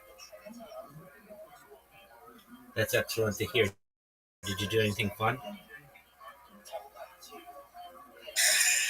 I do anything? But yeah, the thing is, weekend I decided to grab this weekend because I've been looking at friends so much and barriers that they've been me at some point. I have to get used to that to protect my eyes to race. And I decided to just, spend the weekend away from my screen. So that's Yes, it's very, very necessary. It's very, very necessary. It's something I believe everyone here should do once in a while. I know we are all here to find money, but let's not drive our money to the limit. Let's not,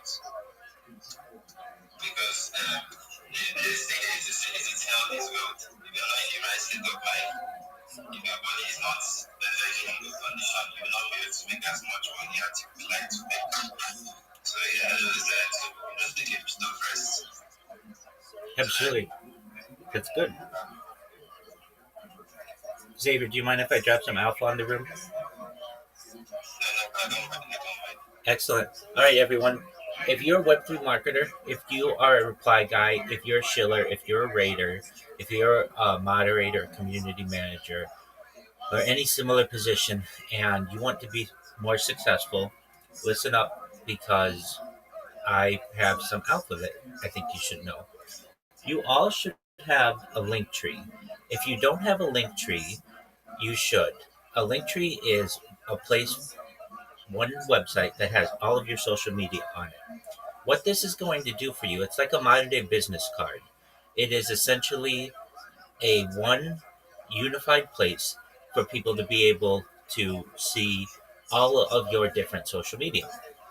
And if you currently only have one or two or three social media platforms, I think it's in your best interest to expand that. Now, how many do you need? There's no perfect number, but I recommend if you're social media in Web3, you should have about 30. You're going to say, Rabbi, 30? That's an incredible amount.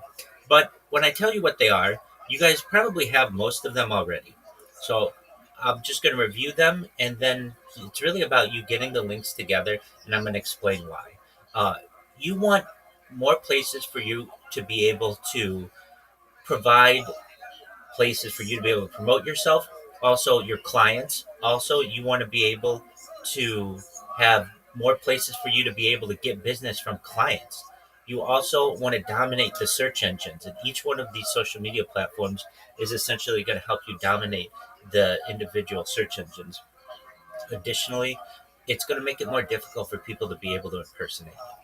So I recommend having a link tree, a Gmail, use business Gmail account. That's very important. If you don't already have one, you should create one. You all have X, which is great. YouTube's the number 2 website in the world. If you don't have a YouTube, you need one. And if you don't have a business YouTube, you need one. YouTube has a lot of power in Google. And when you post content that is going to be promoting you and your customers, your YouTube videos, even if they're short, are going to be at the very top. Telegram, which most of you have anyway, that's a huge platform for people in crypto. Facebook, I understand you have a personal Facebook, you need a business Facebook. WhatsApp is a Facebook sister app. The meta apps that you need are Facebook, WhatsApp, Instagram, and additionally Threads. Instagram, of course, is a photo and video sharing website. It's also considered to be of high value in search engine optimization, which is SEO. You want a TikTok. TikTok's the fastest growing social media platform in the world, and you want to make sure that you don't get left behind. WeChat is giant in China. If you can get one, try to. Snapchat is really popular, probably where you are, and it's great to have a business Snapchat. It's a place where you can promote businesses, promote customers, whatever you need. Pinterest is an excellent photo sharing website. You can put memes there, you can put NFTs there, you can promote yourself. It's going to rank you highly in social media and in search engines. LinkedIn, believe it or not, LinkedIn is the best website that I've ever used for making money. I've made hundreds of thousands of dollars just through LinkedIn, and you can too. There's nothing special about me, and basically, with the right resume and the right credentials, you'll be able to get excellent positions on LinkedIn. Reddit is for a lot of high net worth individuals, especially in the Web3, in the NFT market, in the crypto market. You want to have at least an account there that you can be able to promote yourself and promote your customers. Um, Quora is an excellent one for question and answering. Threads, of course, we mentioned. Discord. If you don't have a Discord, you need one. A lot of connections are made on Discord. Some of these are basically they're what's known as micro blogging platforms. Those would be so Twitter's considered one, Threads is considered one, Truth Social is considered one, Mastodon's considered one, and Blue Sky is considered one. All of these are excellent to have. They're going to help you to be able to promote yourself. You have to understand a lot of Twitter's user base, a lot of X's user base had a mass exodus when Elon Musk bought it. And you can get a lot of the customers who have perhaps left from these different platforms, but also you don't want somebody stealing your name, impersonating you. Flickr, an excellent photo sharing website, along with Tumblr, is a great content sharing website. Rumble and Kick are the up and coming challengers to Twitch, which you also need, and YouTube. So you should have these. Imager is an excellent photo sharing website as well. All of Reddit's photos are stored on Imager. And then Clubhouse. Believe it or not, what we're talking on right now, X Spaces, is just a clone of Clubhouse. If you want this list, I can send it to you. But what you'll also want, and you don't have to do this immediately, but you're going to want to create a ChatGPT account if you don't already have one. Google will allow you to use a Gemini account, so that's an AI. Additionally, Sora is one that's going to be very popular very soon. That is a ChatGPT sister app of OpenAI. It's for video creation, and Grok can do this as well. All right, so don't get too caught up in, well, I have this account and I don't have this account. But what I'm saying is you need these free accounts if you can get, they're all free, and everything I'm telling you is free. And what this is going to allow you to do is dominate for both yourself and your clients. And it's all free. About 2 or 3 hours of work of creating these accounts will do you a lifetime of good. So let's say you create all of these accounts. Then what do we do? Well, we're going to put content on them, and I'll help you through all this for free. I don't want anything. I'm live in my Discord 24 hours a day to be able to help you with all of this. What we'll do is we'll create videos for you, about 10, and we're going to put these on your different social media, which is going to allow you to dominate on on search engines. So you're going to show up number 1, number 2, number 3, number 4, number 5, number 6, number 7, number 8, number 9, and number 10 when people Google you. And that's what you want. You want to be the number 1 spot in YouTube. You want to be the number 1 spot in TikTok. You want to be the number 1 spot in Instagram and the other platforms that I mentioned. Additionally, I'm going to teach you, if you want, how to join different communities, not just on Discord and Telegram and X, but Facebook and some other places. Your network is your net worth, and we want to expand that. I want you all to make more money. I want you to be more successful. I want you to have more business. I want your projects to be more successful. And this is the strategy that works. Additionally, I'm going to teach you, if you want, how to clip spaces just like this, where you tag the host when something interesting happens, you tag the speaker, and you put hashtags. That's going to put you on their radar so that they are, and then when you come to speak, they're going to be familiar with you, they're going to let you come up and speak. Additionally, how to make memes. You may say, I already know how to make memes, Rabbi, and that's absolutely fine, but you may not know how to market yourself with memes. And we'll teach you how to do that, including tagging yourself in a meme, putting your name on the meme so people know the creative force behind it. We're also going to teach you how to create a Fiverr account. If people to be able to promote their social media skills for outside customers. And I'm going to tell you this, I personally have hired people in connections, and they've helped me to publish press releases. And I would be somebody who would pay you through Fiverr, and other Americans and people throughout the world. But you get paid in United States dollars, and that might be important to you just depending on the currency that you may be using.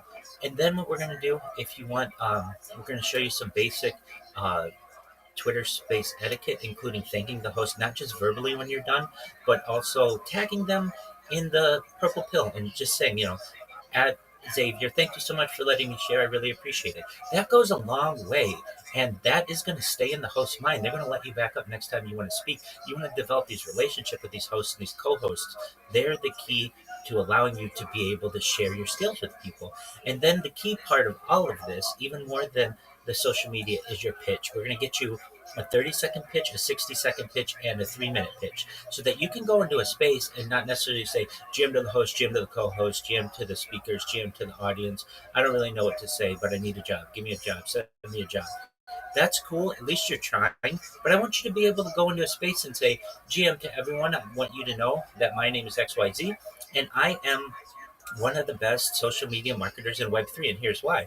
I'm going to promote your project on all 30 of my different social media platforms. We are together going to dominate all of the search engines, including DuckDuckGo and Bing, and of course Google. You're going to show up not just number one, but number 1 through 10 when somebody Googles your project.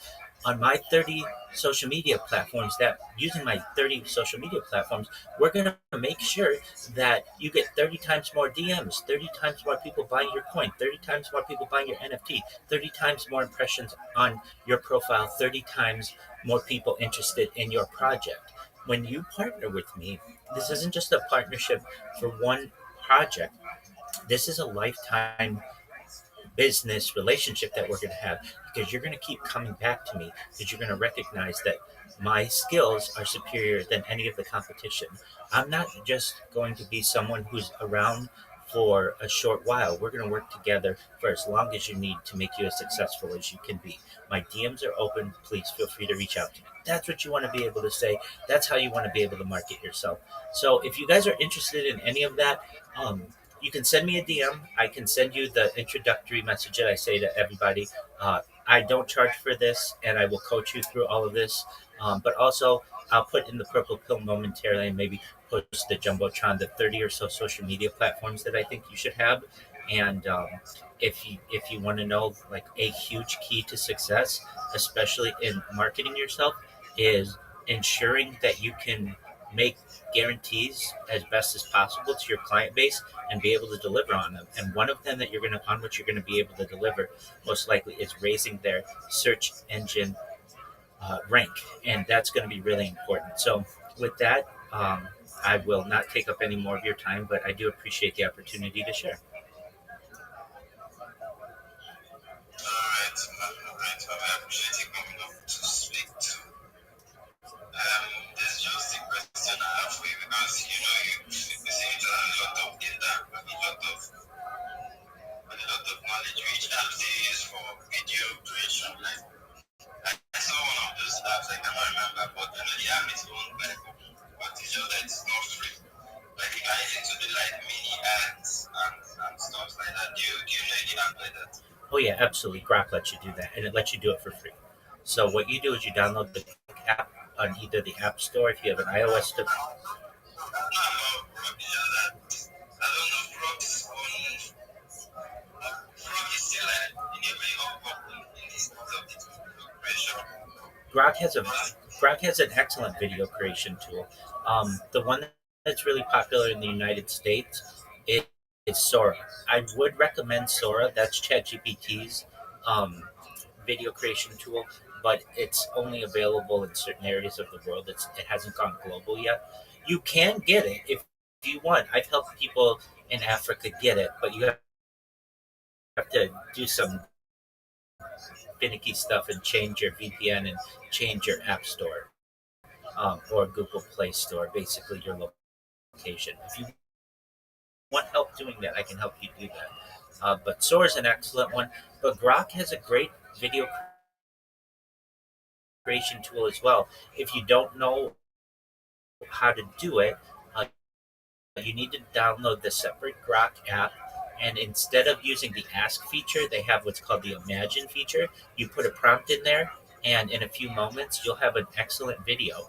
And if you don't think the video is excellent, put 10 prompts in there. You will eventually get an excellent video up to your quality standards. And then, if you wish, you can use a free video editor like CapCut to be able to make the video exactly the way that you want that's appealing to your customers and to others on the internet. Okay, that's true. I think I just underrated because of the videos I've been seeing on X. I'll just see some videos and I'll just be like, okay, now Grok. I think I just underrated Grok. I'll do what to that or check out that. Story's going to take over. Once it's available in the whole world, it's going to take over. But yeah, Drop does a really great job as well. And Xavier, if you want help or you just need to reach out to someone, I'm always live on my Discord. Feel free to connect with me, and I'll walk you through it. Okay, no problem. I'll know how to reach out.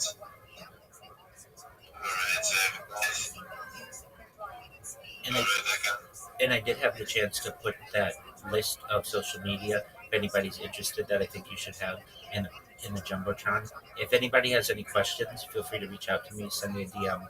I'd be happy to help you. But really, just put yourself in a customer's shoes. Do you want somebody who's just going to promote you on Twitter? Anybody can do that. You want somebody who's a full-on social media team, a full-on social media organization, and you're going to be this when you have all this social media, and it's all free. Everything that I tell you is free. Everything that I told you can be done in about 5 hours worth of work. Thank you.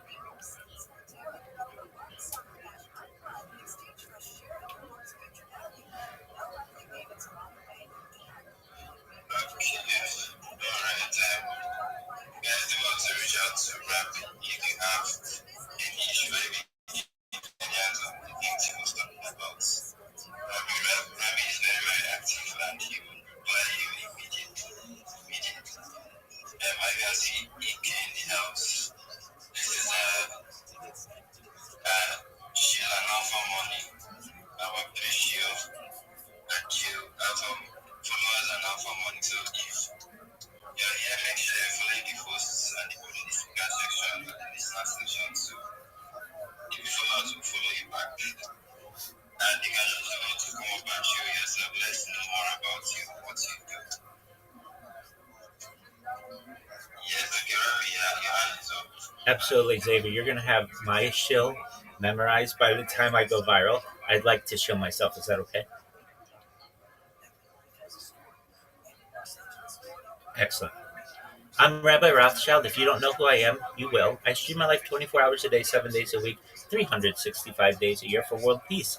I've been doing so for more than 4 years. My streams go back to the pandemic. We've seen the death of a queen, the birth of AI, the coronation of a king, and everything in between. This is a real life Truman Show, a real life Big Brother. This is a time capsule and a timeline of human achievement. In the 1990s, Bill Gates coined the phrase content is king, and I'm making it true today. I'm king of the internet. This is the biggest event in global history, and here's why. In 2018, The Economist magazine stated that data had overtaken petroleum as Earth's number one resource, and I have more data archived on the internet than any person ever, which is making me very influential. I'm going viral, and when I do, I want to make you, your friends, your family all financially independent if you're not already. I want to ensure you have generational wealth if you don't already, and I want you to be able to start charities and philanthropic organizations of your own. I'm not live on one YouTube stream like a normal influencer or two YouTube streams. I'm live on over 20 YouTube streams simultaneously 24 hours a day. You can watch my life in 360 degrees. I even have a ceiling camera. If you would like, you can view all of my streams in the link in my profile. Additionally, I have a link to my streams in my pinned post. You'll also find in my pinned post my link tree. I dare you to look at my link tree. I have more social media than any person ever. Nobody dares you to look at their link tree, but I do because I have more content than any person ever. I also have a Discord. We have over 2,500 wonderful individuals in the community, and we're growing every day. The link is discord.me/rabbi. In addition to making you all rich and wanting to promote world peace, I want to end world hunger through the use of technology such as agricultural drones, floating greenhouses, saltwater greenhouses, hydroponics, vertical farming, cloud seeding. I want to end world thirst. I'm sponsored by a cryptocurrency that's worth about $100 million, and one of the things that we do is we build wells and water towers in developing nations such as Nigeria for the benefit of the less fortunate. Additionally, I'm an advocate for the Life Share program and, most importantly, desalination technology, where we pump Earth's seawater onto land to make it drinkable. If you're a reply guy, if you're a shiller, if you're a Web3 marketer, if you're a raider, and you want a free mentor, coach, and friend, send me a DM. I will respond. Send me a follow. I will follow you back. I want you to be successful in all of your endeavors. I want you to have the best life that you deserve. I want you to know that I'm here to support you all both personally and professionally. I'm here to be a positive person in your life. I'm here to have an optimistic view on the future. And most importantly, I want to give people hope. And with that, I sincerely appreciate the opportunity to share.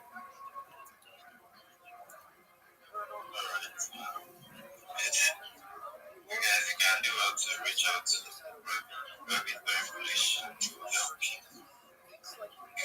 You can act like he said he can help you professionally and personally. So guys, do want to connect to Rabbi and do want to reach out to him if you have any issues too. So is it Ike?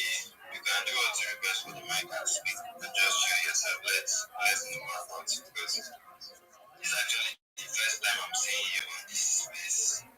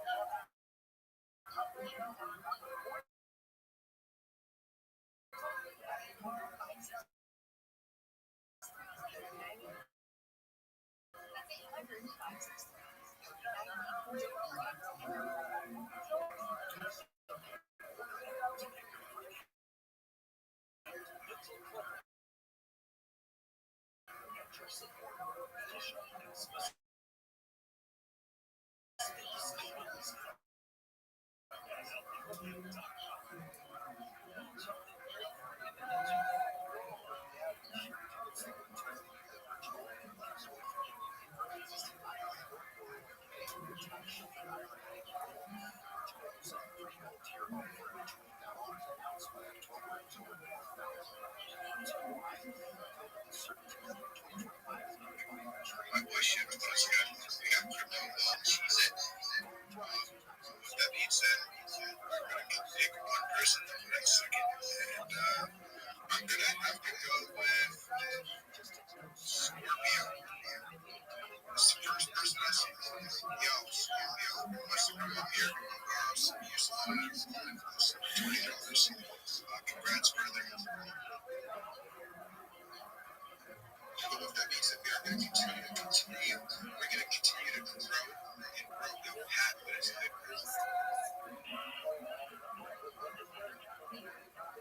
Am I getting This woman is on the radio has been dead for 100 years. Yes, sir. We're always having a good time, bro. And how are you doing tonight? Actually, like this place today, try to I never try to miss any single space. I told you yesterday that I can skip my dinner, not your space. Yes, sir. I mean, yo, we're always going to continue to grind. We're going to continue to do exactly what needs to be done. And, bro, yo, this space is very entertaining. We always laugh. We always joke around. We always have fun. Sometimes just kick back and chill. But we get straight to the point. You know, we let people come up here. We let people show their projects. I always have people build, do these giveaways, give back to people constantly all the time. There's a lot more to it. I'm so happy that you can enjoy the space. Would you like to shoot yourself down and let them know exactly how you got crypto and all of that?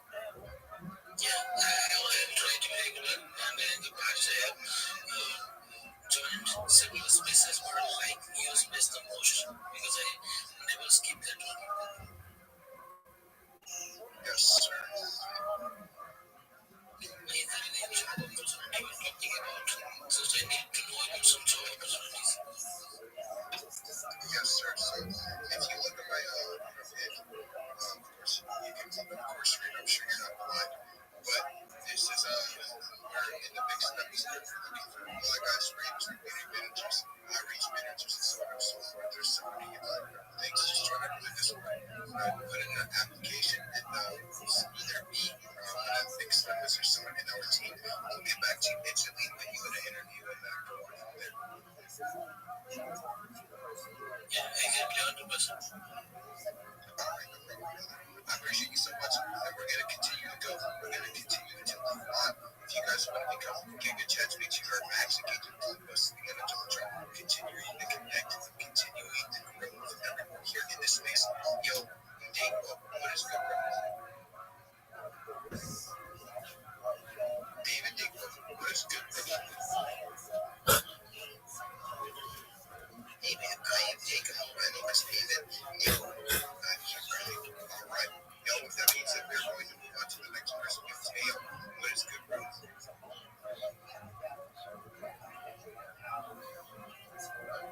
Yo, what is up with these people? We got another talk today.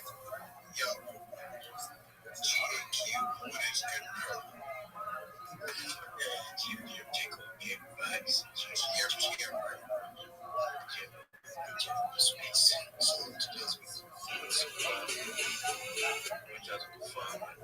It's the Nico Bog. Folks, let's get to it. So, even as a few minutes, should we call it verse? What's a few minutes? These trees are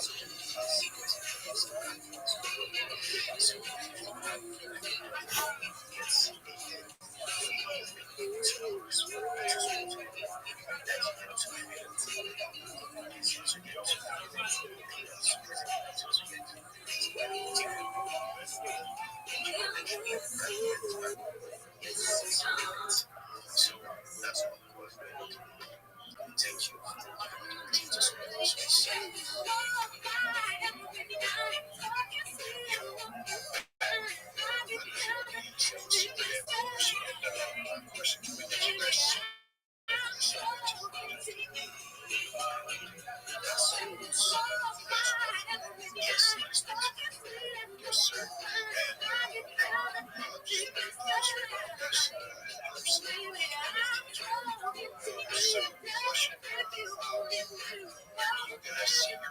you.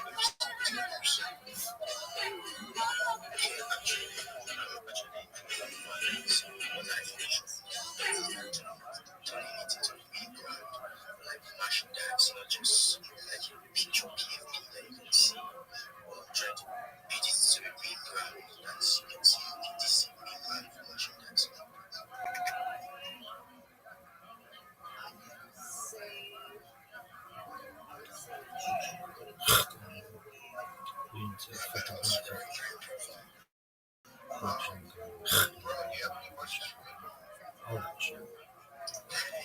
I can see that shit. I can find that for real. And I know you're the right. I'm trying to reach out to him for the exams been increasing lately. I was trying to visual like the free mates. That's what you're doing. That's what get many free mates too. What is good times? Hey, GA, what you say, man? So I said, I should see that you're part of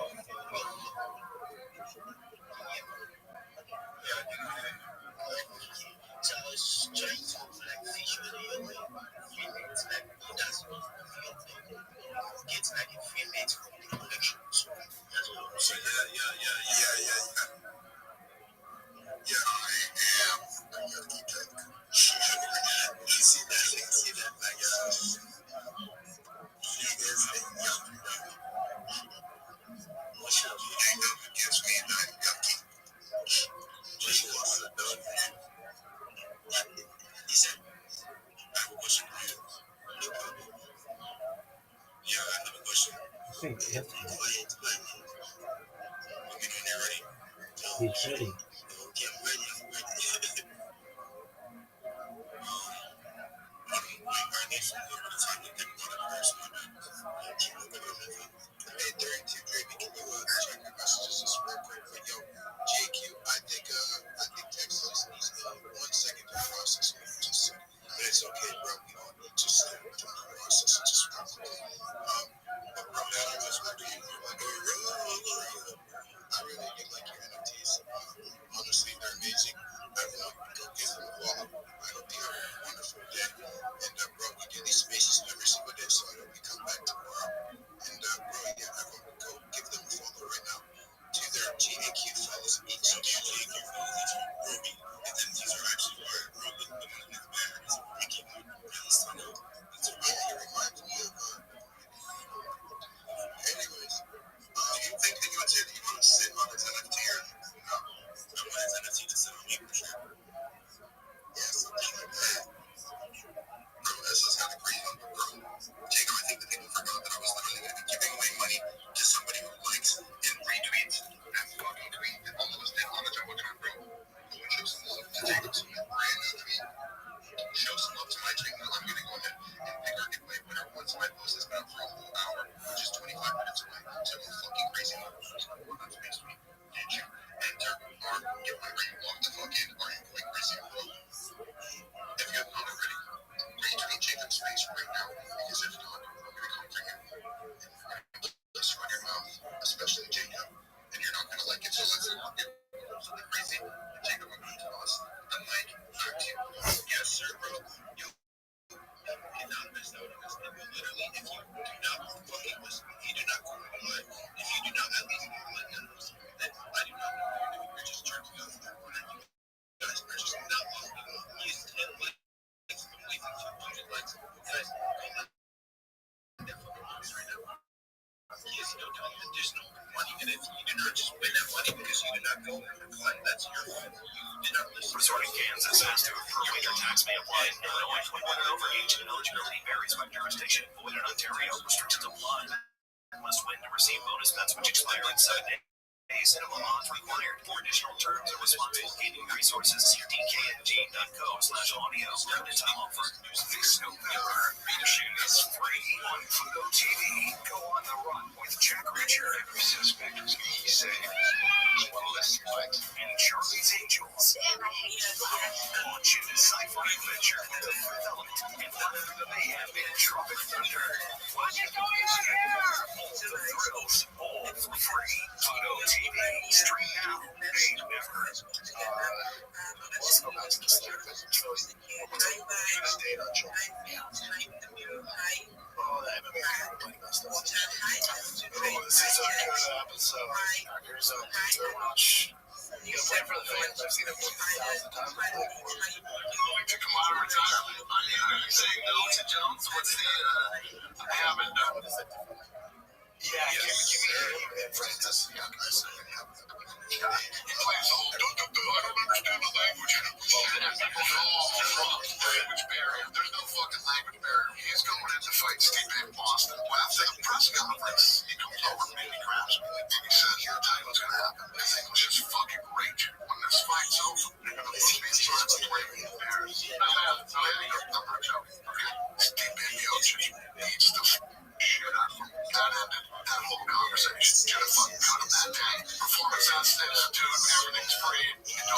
guy was fucking living there. He had just fought, comes up to my office, and he was pissed off that he didn't get a $50,000 bonus. Arguing with me. The conversation's over. I'm sort of leaving. He grabs me by my shirt and like pushes me back in my office, and I said, dude, get your fucking hands off me. Those were the words he got out of you when Francis was not grabbing you by the shirt. Yeah. I can see this guy's face and in his eyes and the way he's acting. This guy really fucking is. And then my guy Hunter, they were talking about something going on. Started to walk away. Francis grabbed him by the fucking back of his collar and pulled him back. Said, we're not done talking yet. And if you look now it's over, and he's done a deal with PFL in Saudi Arabia, and now he's asking to fight. Me and John Jones need to fight, and fucking, I'm sure they wish they never fucking signed. You know what I mean? I don't have to hear one word from any of those guys over there to know. Because I know with him. I know who he really is. And I can see it. Oh boy, listen.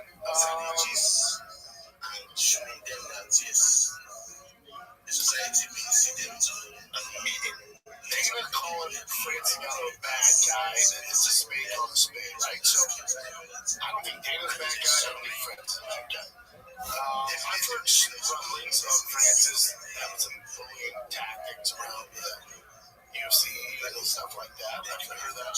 I knew shit before he fought Steve Bannon, his head was big. He told Dana to, gas up the private jet and made all these demands. I get that, and I use an hour to it. I get all that. Now it's just surprising to me. I've heard of multiple fighters get into it with UFC brass before. But I'll say this. I'm not defending putting your hands on anybody, stuff like that.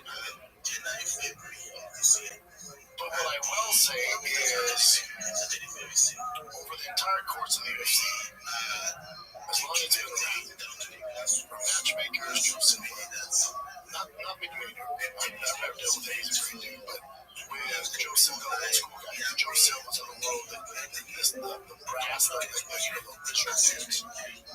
Yo.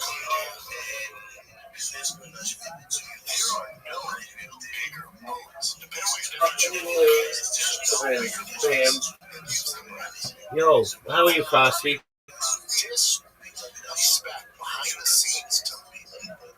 How you living, Tim? Oh, every day's a holiday, every month's a feast. What's good in your neck of the woods, big dog? And your touchdown from the rest of the recording for today's staff will be Claudia.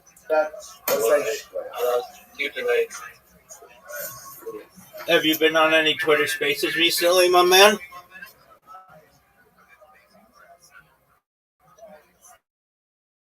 Nope. Nope. Have you been on Kick recently? Just Twitch.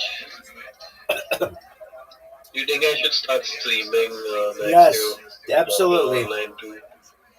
Absolutely. 100%. Yes. I'd watch your stream. I'll be honest with you. No, you need a camera. 24/7, big dog. We'll be besties. Yeah, sounds good. I'll have like my vision. Absolutely. It should be good. Excellent. I could do it around after 12 a.m. Set up my shit and do it. I don't know if that would make sense.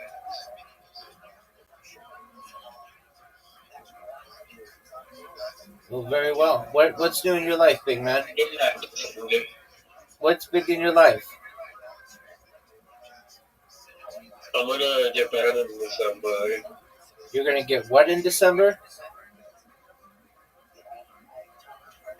Japan. You're gonna get banned? Oh no. Just like that.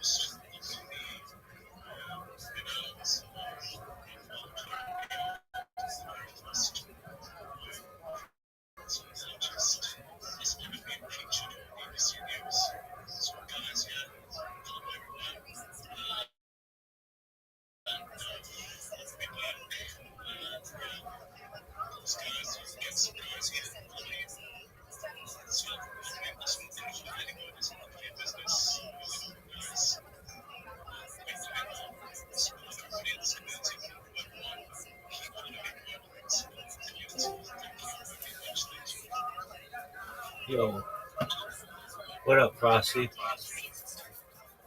Frosty, where the fuck did you go? There were a ton of chicks in here.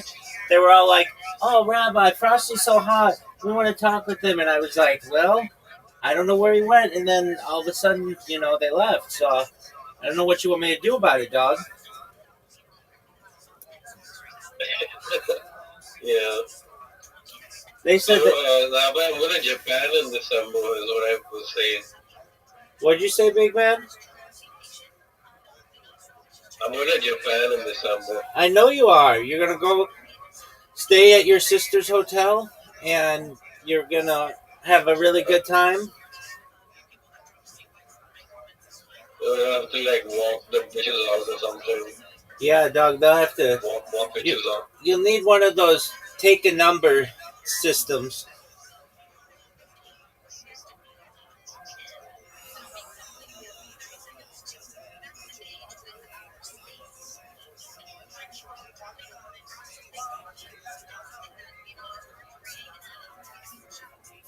Are you ever gonna go on Twitter Spaces? I don't know, I'm banned on Twitter. Well, get unbanned, dog. Yeah, I can make another account. I don't know. And I can say something that's not like, just like, it's already it's like, I like meme anyway.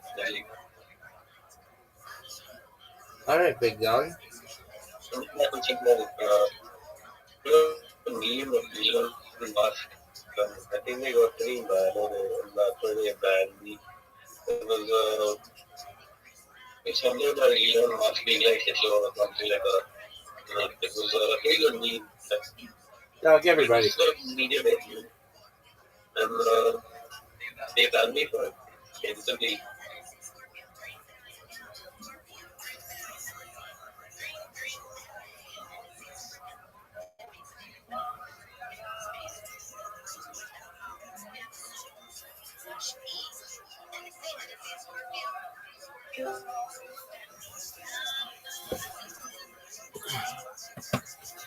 Yo, Noctheus, how are you? Noctheus, go fuck yourself. Nobody want to talk to you anyway. I remember when you said that once, and someone came back and then you had to be like again. Yeah, it happens all the time.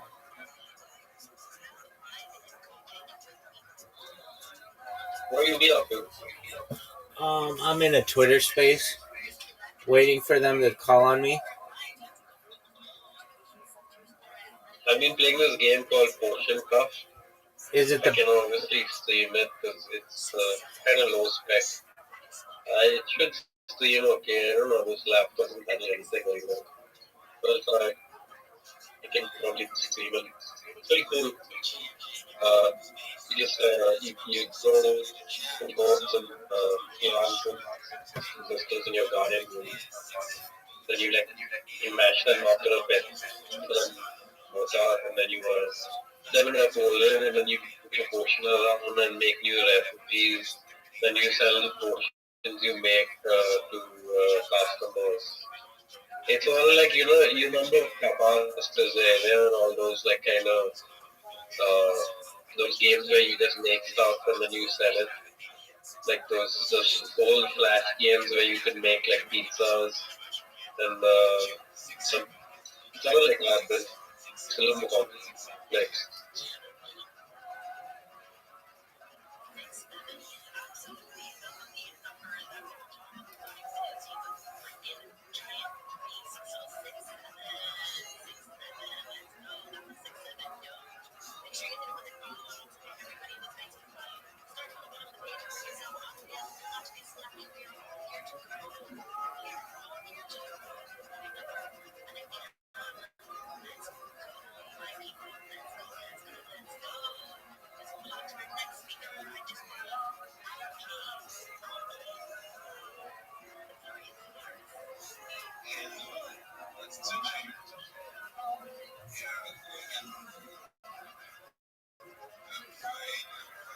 also been on the ATS panel.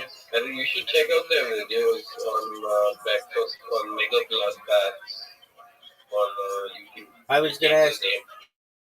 Okay, how was your panel? Were you on one? Sorry, what? Weren't you on a panel? I was on the panel, but I can't find the video where I was on it. I've had a couple of debates with them, and I kind of like just well educated on the topic with this. So they had a debate. For whatever reason, they can't like I don't know. They try to deconvert people, but like the majority of Christians don't have very good debates with them because they don't have enough to go again. But most part, yeah. So I take my Christian stance on it. Show up as sometimes just like men stuff and bend on the then it changes the whole thing and then they start over. And, yeah, it's been going on for a while now, but it's starting to get old, I guess. It's not that no one cares. It's just that like, yeah, we went quite deep into it, so it's probably like the best atheist debates you find on the internet.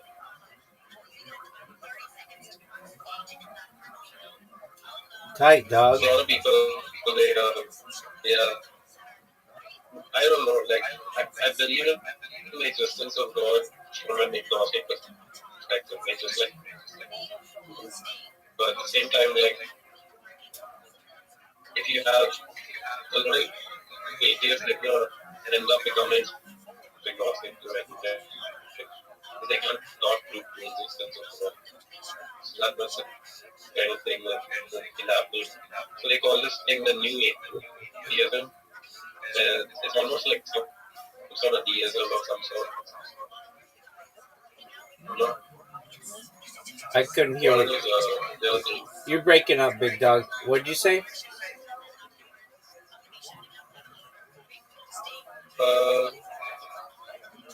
they call it new atheism. This whole it's like a religion almost.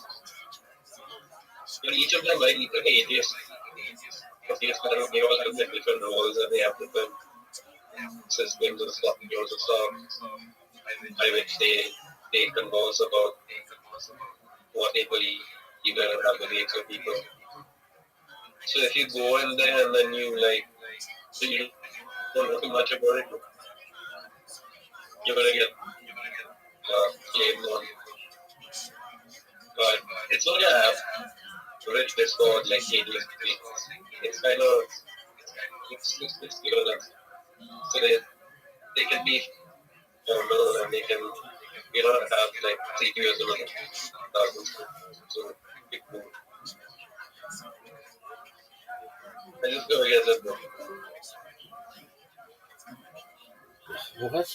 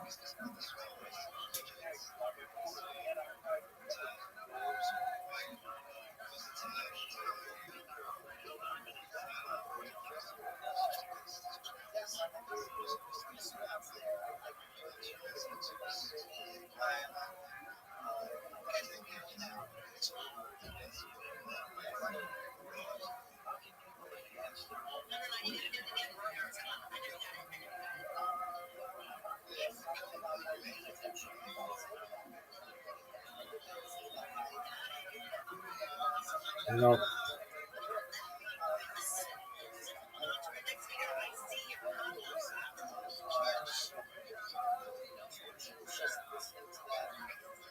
You have to be a little off the rock.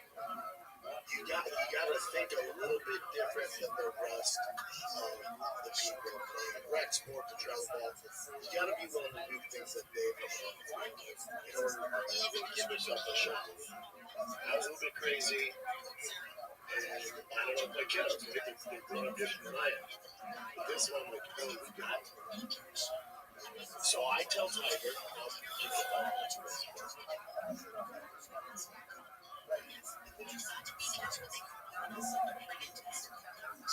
and even to even think about playing professional sports, you have to be a little off the rail. You got to think a little bit different than the rest of the people playing rec sport, the travel ball. You got to be willing to do things that they don't want to do in order to even give yourself a shot. I was a little bit crazy, and I don't know if my kiddos, right? They're growing up different than I am.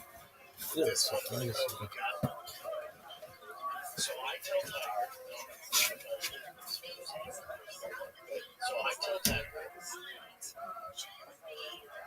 no matter what time of day it is, no matter what's going on, if you ask me to go to the cage and go BP, I will never say no. No matter, it could be at midnight, it could be at 2 in the morning, I could be on the road, whatever it is you ask me, I will figure it out, and we will go through BP. Yeah, 4 games over the weekend. Balled out, could have done better. You're just ate your food, you celebrate, and you're like, we're driving home from the game, and he goes, Dad's going to give you.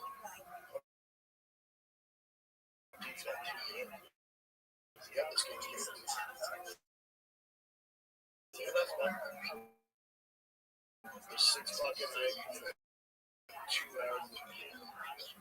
Like, oh, this is gotta be a little crazy in order to get to the and then we got it. So excited. I did have to watch this UFC card. Oh, again, it's not ideal, but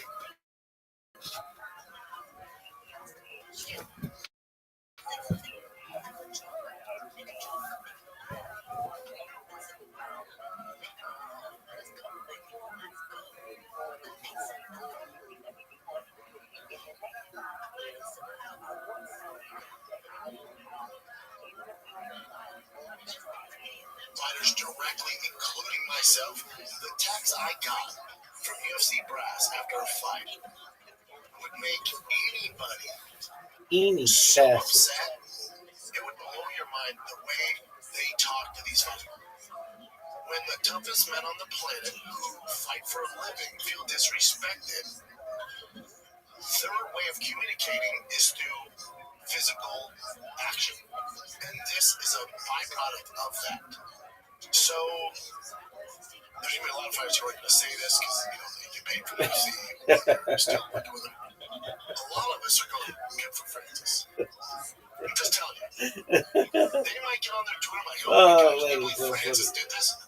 The majority are going, good for Francis. Because I could have done this. The way he talked to me, the way Joe Silva fucking talked to me. That's ridiculous. Now that I'm not part of the organization, if Joe Silva Dana talked to me like that now, I would take this fucking size 13 and cram it down his fucking mouth.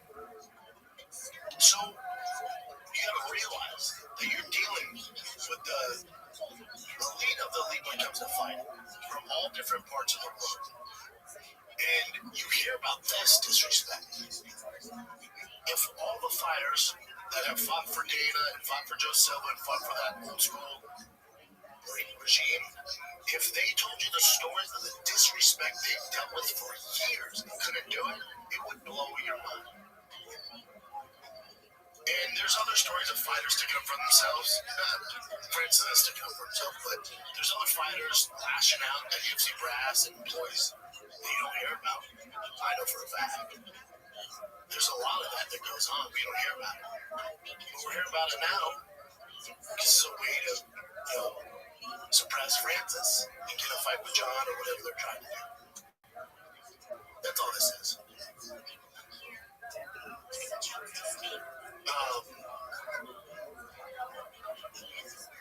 Again, so Dana's saying, no, he's a bad dude. Again, I don't think either. This isn't a case of bad person bullying. Where was this energy when the hero Helwani did something that the UFC brass didn't agree with, even though it was his job at the time? And your goons, Dana's personal security, picked Ariel up and pinned him against the wall with physical force. Does that make Dana a bad guy? Now he's gonna say, I never condoned that. I can't believe it. Bullshit. You think those security guards know Ariel and what he did? No. And that ain't the only story I can give you guys. So you reap what you sow. When you bully the toughest guys, and that's the other thing, you're bullying the toughest guys in the world. Any guy walking through that UFC facility could beat the shit out of that UFC staff at any given moment. They don't. But when you constantly talk shit to them of their livelihood, their performances, and it's so stressful, there's gonna be some recoil. There's gonna be some rebuttal. That's all I'm saying. I'm not saying anything that's right. I'm not saying Dana's bad. I'm not saying Francis is a bad person. I don't think either of these guys are bad people. This is the underbelly of professional sports. This is the underbelly of professional cage fighting at the highest level. You're dealing with the toughest people in the world. You're also dealing with the most cutthroat business owners in the world. You mix those two together, and the business owners aren't tough guys. They're not tough. But they talk to these fighters like they like their property, like they own them. They underpay them. And it goes on for an entire career. So yeah, some guys, these stories will leak out. These stories will leak out that make Francis look like a bad guy. Francis is not a bad guy. Dana's not a bad guy. But this is a spade called a spade. That's all this is. I'm not condoning what Francis did, but you reap what you sow.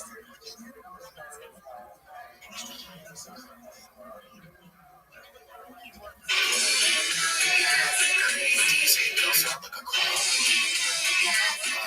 You overheard a call with Joe Silva and maybe your manager or someone. He said something to you. I was negotiating. Oh, I forget what fight it was. Might have been.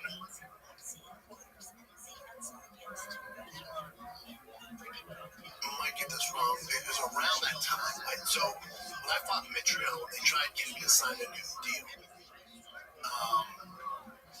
But I wanted to bank on myself and say, because Mitriel was my last fight of my 6-fight deal. Once I passed the Ultimate Fighter contract, which is the worst contract in history. I'm sorry, is this someone talking to you? So my last fight on that contract. So I just was wondering. His tactic is always, hey, if you lose, you better sign this now. If you lose, you're fucking out. We lost you. But my idea is, but if I win, that money's giving me double. You sign me for these fights.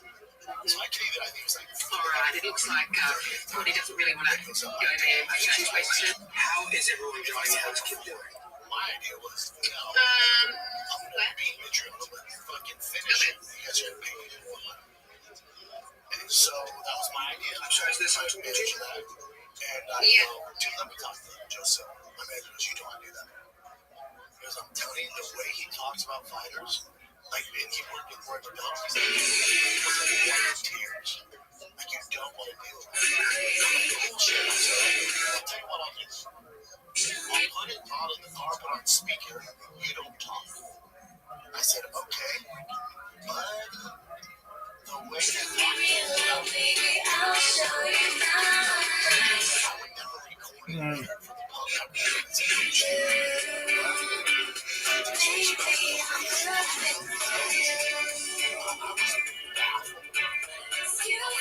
That's what they think of us.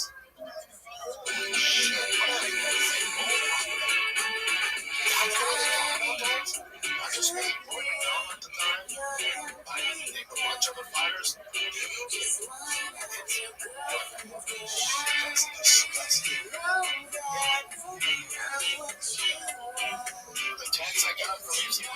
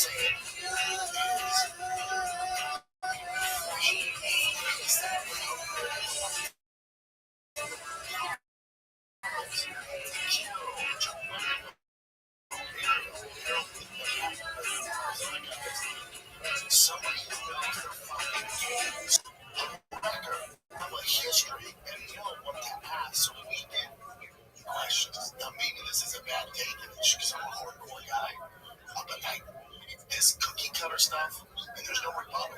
So they asked me if John Jones gave me the White House card. He says, I can't put John Jones in a position where he can pull out. I had a deal with him to fight Aswell. He said, I'm not going to do it.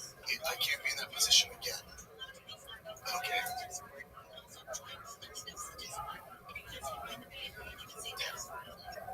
So he's basically saying that John Jones won't be on the board, kind of saying it, but not saying it. Yeah, did John Jones? I pray he is, yeah. Yeah, well, that's what that video was about. And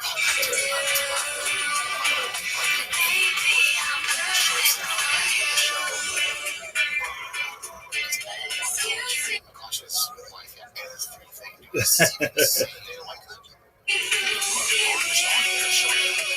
it's freaking insane. If you're a caution, like he hasn't been responding, but so I went on a caution so it dies out. Yeah, you would imagine. I know he went to India. I don't know if it was pre-planned or whatever with his wife. So maybe just take a break from social media. But I think that was pre-planned before all that. Yeah, they did mention something, but then even that, like it was just you go to a cautious Instagram, non-stop. It's just what do you do?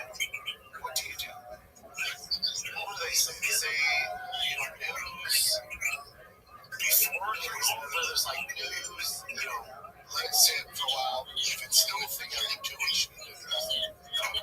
Usually give it 2 weeks. Usually that's by the time the show dies off, people stop caring. If it goes past that, you usually need to do something.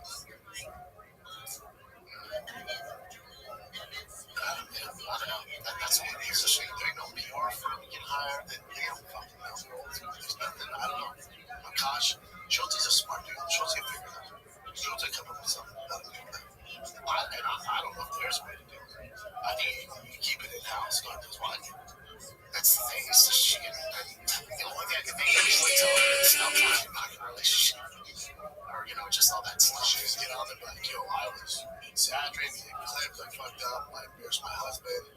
This is not what my intention. Something I don't know. I don't know what to do. Yeah, but if that's just not your fucking. But if that's really her experience, that's what. You know, the main thing that happened. I don't know how we got this. The main thing that happened is a cosplay went with one of those guys about like what a real relationship is like and everything else. Then this happened, so it's kind of like damn. So that's where it comes down.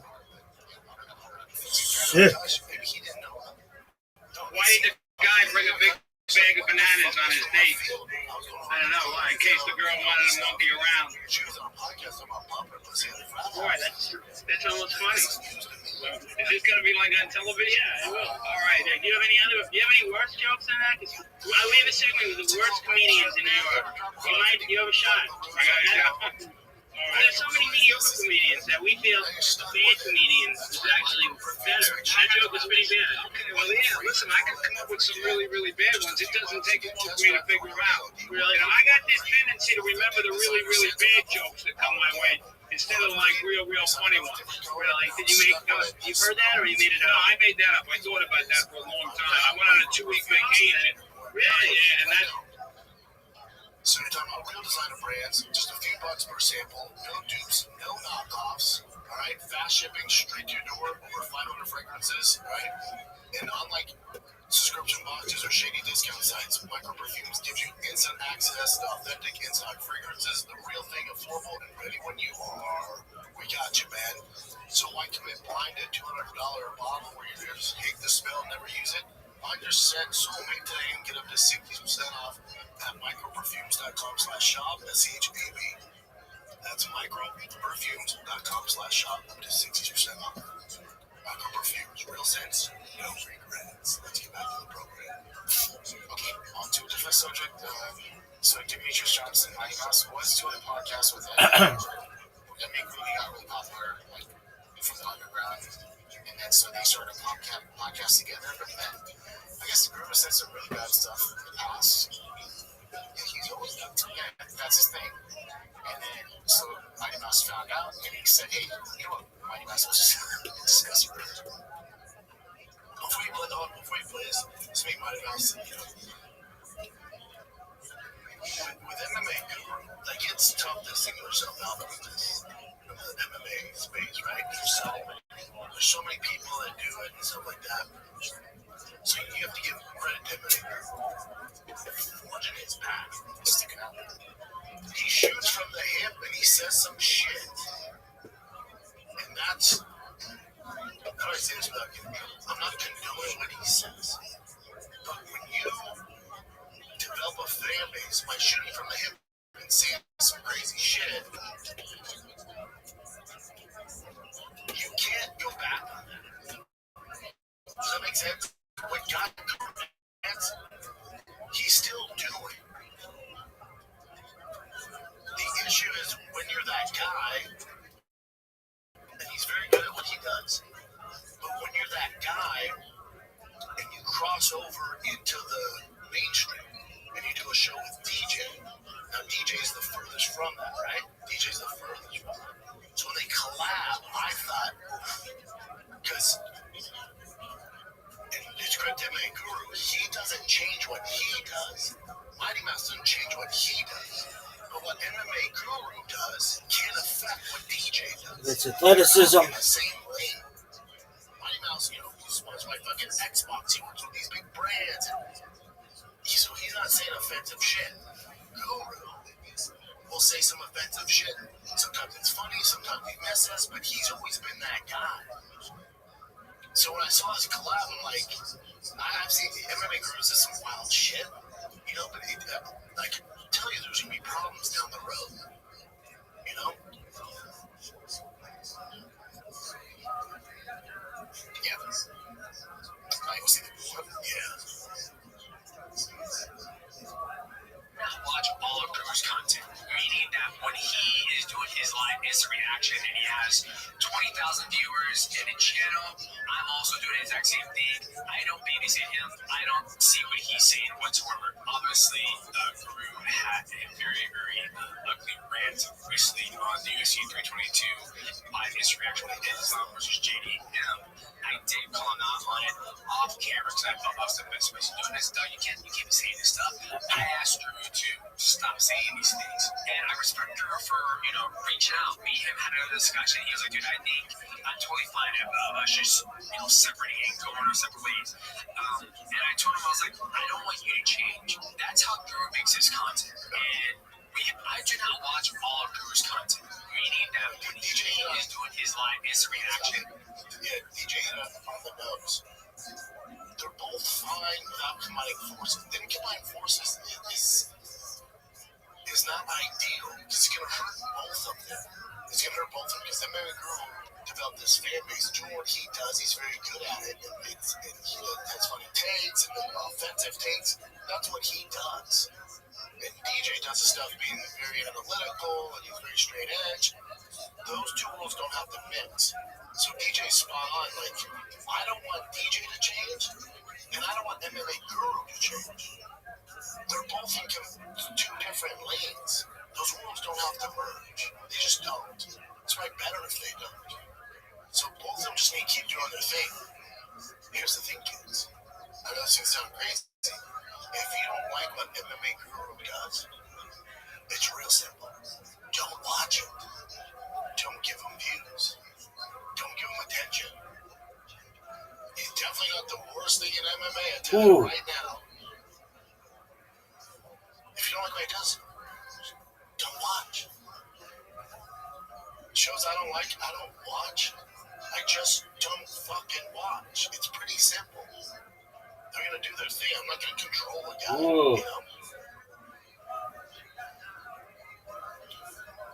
Yeah. You can keep going down. Let me see what the comments say. Guru channel needs to be banned. Why? Just don't watch it. Why would you silence the guy? So Guru even said if he's around, he realizes if he's around that squad, the Islam squad, he goes, I'm probably not going to get out of there alive or something. He goes, yeah, well, eventually it's going to happen, I have to deal with this because, and he knows this, and that's why it's high stakes. That's the game he's playing. He's saying some outlandish shit that, is going to get you in trouble.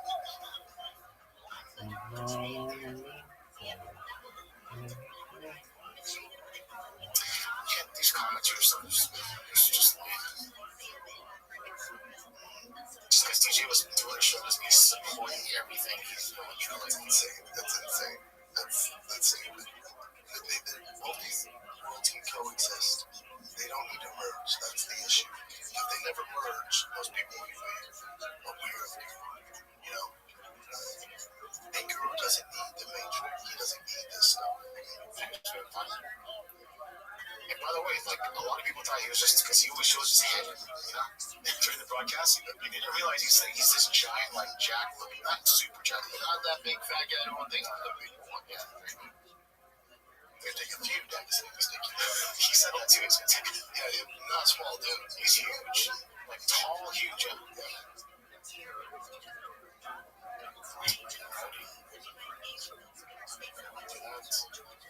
Oh, here's another one. So another confrontation that happened is Armin Surikin and Ilya Taporia. Here's the stuff that happened. Looks like they're in the hallway during the fights. It's very, very quick. So Ilya just puts his hand on his face. Armin just sort of slaps him on the back.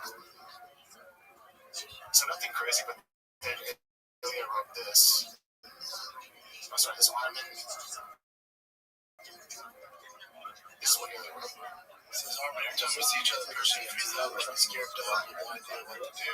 Did you ever experience a game like this, out of body? Out of body. Slapped you and just slam yourself for you go around the outside. I was like, should keep going right back. Rocket shoot. So you're saying he slapped him? Bro, just my neck like when taking family photos, like laying down online. The clip is clear. Your insecurity is even clear. I don't need to act up in front of my work is inside the cage. If you want to know what a real slap feels like, I'll be happy to educate you. See you soon. Duck. It's all bullshit. I don't need to duck and shoot each other. Watch that fight. It's a great fight. This I thought was fascinating. So, this is my Daniel Cormier show. He's talking about what got knocked out by Leon Edwards.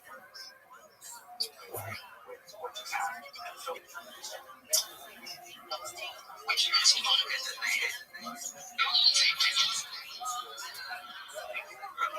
you don't remember anything. Because, I mean, like, seriously, because it was a clean knockout, right? Can you go back now and recall the moments? Do you guys still have those memories from Joe? When your computer shuts down, it just goes. People's right away. So, get done. I stand there. And I'm just like, right? And dab you up and walk out one time. Dabbing up fans on the way out. Fine. I'll get them next time. See family. Got the gloves off. Me up in the tent. I'm okay. There. How's my family? Good. When I get the ambulance, go to the hospital. To me and my manager, and the paramedic back there. Good. Ask me a question. She was, you know where you're at? I didn't want to hear it, but I know it was the same. She asked me again. All right, so you know what? Dating is competitive. You know, I want to get the right answer now, not just get it out right, or get it out and give her more, so she knows exactly better. Not only do I know the answer to that, but I give you more. Yeah, it goes right on Saturday, August something. Salt Lake City, Utah. UFC 275. And you rolled up. Shut the fuck up. That's how you woke up. UFC 270. Oh, if they're asking me a question. Oh, no. Shut up, Laura. That's I'm like, no way. Ali's there on the phone with this look on his face. I just knew. I was like, no way. And of course, we just split the world on fire with what just happened. Someone had clicked out my daughter. Like, you know, she's happy because all she's ever known is that I watched it win. And my daughter watched this brutal. She'd never seen her dad now. So she's crying like she's screaming, she's scared. And she's turned. Someone clicked that. So that's when it broke.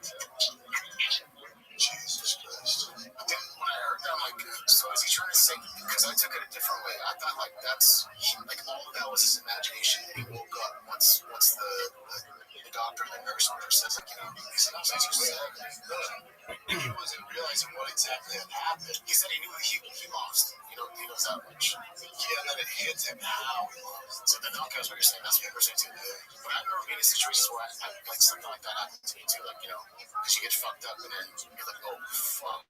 And you just come out of it. That's terrible.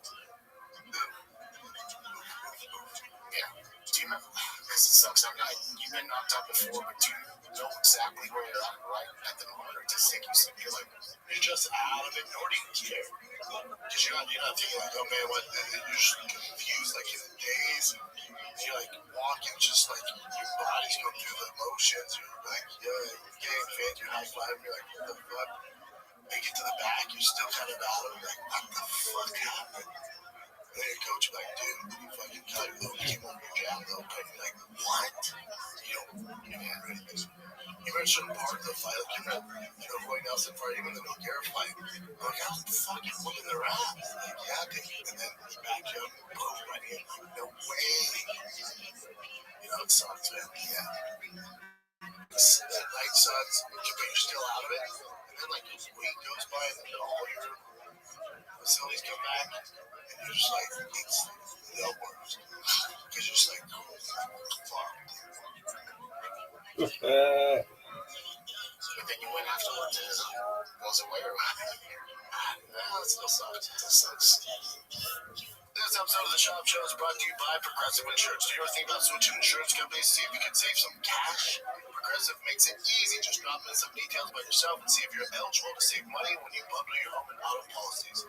The process only takes minutes and can mean hundreds more in your pocket. Visit Progressive.com after this episode to see if you can save. Progressive Casualty Insurance Company affiliates with potential savings will vary on in all states. Let's get back to the program. Tomorrow's the legend. Yeah. What badass with his knees too. So Hamza said he does have an injured foot. He can be out for like 5 months. Yeah, it's not good, man. Become champ and active is not ideal. Yeah. Okay.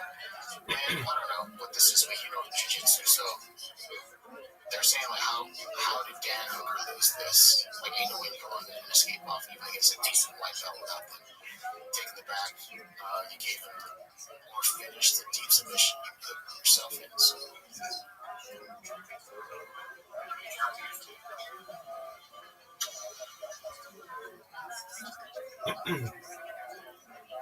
I remember that Armin did do this twisty thing multiple times, right? You know, have you ever seen Armin warm up where people making fun of him with the Neo drama stuff? It's not exactly flipping.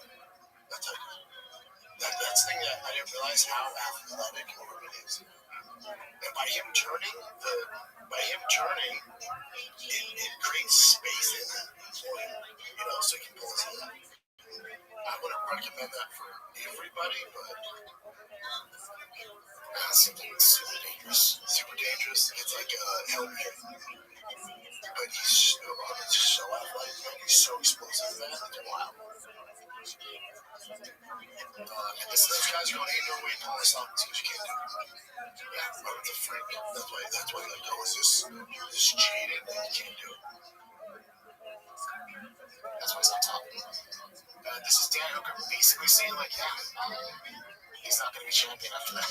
So I'll just put it here. You see your opponent not going to get hands on the title, but I think from this long that I possibly can, and throw as many hopes and dreams as I can, because if I can't have those things, no one can.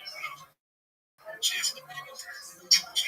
So he's going to keep taking out the people that are trying to get to the top. He's at like, it's almost like a Cerrone, Nate Diaz level, you know, where there's like BMF fights, there's some fun fights. Yeah, he's so much fun to watch. He's one of the best. I love him. This is also very weird. This is Bilal Muhammad talking about it. I saw this as a swinging event. Those are huge swinging events. They bring in, and it makes me feel younger, and I'm training with young monsters. Like I said, I got a 17-year-old now, not just younger brother who's a monster, right? It feels like that Epstein files without the, you know, the sex, right? I'm getting their powers through sparring and training, so it feels good. Right? So what happens with that is he thought of that going into this. Yeah. Thinking of it, he thought it'd be good, but he didn't probably run it by anybody. So he was like, "Yo, if they give me this line, I'm in with this." And you can tell it was like ready to go, and it was such a mess. Okay. It was super fucking weird. Okay. Because it doesn't make sense. You know, without the sense. It's so weird. Yeah. Okay. Still looking. Let's see. Oh, let's go over this one. Wait, let's go. Yeah, this one. So Conor Berger is he went under treatment with psychedelics. It seems to help for a lot of people. So Conor Berger is going under psychedelic treatment in Mexico. I've shown that what would have been my death, how soon it would be, and how it would have impacted my children. I was looking down on myself. It happened when I was looking out from the coffin, Jesus. God then came to me in the Holy Trinity. I was 36 hours under before I finally rested. When I woke, I was me again. Jesus descended from the white marble steps of heaven, anointed me with a crown. I was shown the light healed. It is very, very tough, but after it saved my life and in turn saved my family. Baby knew he did it. There's like more to it, but it's very long. But yeah, I think. And then, by the way, I did check his Instagram to see stuff, and he did delete, or he's deactivated his Instagram. Interesting.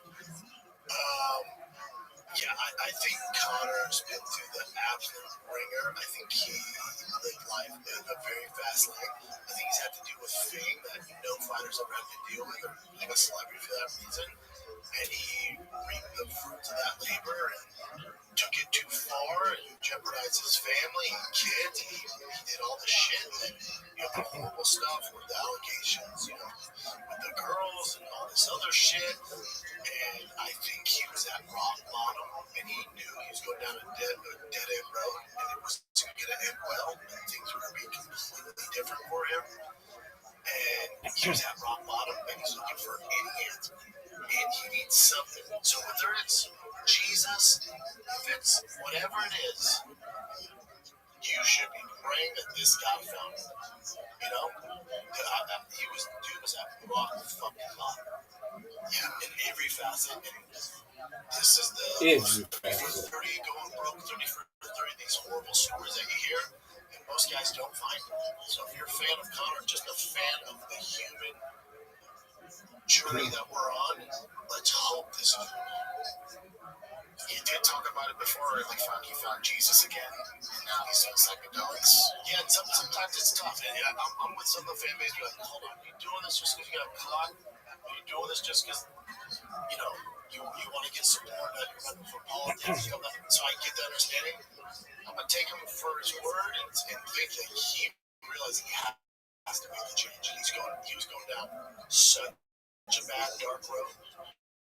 So let's hope this is real. I hope it is. When you took DMT or something back in the day, did you ever experience anything like this, like outer body? Outer body, yes, but I'm looking at yourself from the outside. I was like in a gold rocket shooting through these clouds. Yeah. And it feels like it lasts for like 30, 40 minutes, but it's like literally like 45 seconds. Are you just like laying down or are you doing something? You're sitting down. What's my thing? Holy shit. Yeah. But what he's doing is different. He's doing some insane shit. Like punch you smoking DMT. Yeah. This helps you. Yeah, if it helps. I don't know if it's related to it because he has a bad was listed one of the most forward-thinking doctors from Stanford University. Undergoing institution that's treatments to address. Yeah, if this is real, I'm all for it. If this is real, yeah, you want to be a better dad, a better father, a better husband. Fucking let's ride, dude. If this is a PR move, then I don't think it is. Damn it. It seems like he's actually trying to find something. He don't have to drive. He's made mistakes. Sure, I'm with you. I hear you. You'll be upset about that. But you're also champion the guy trying to change his life. Okay, this is Gable Stevenson's second fight. Jesus Christ. Like instant.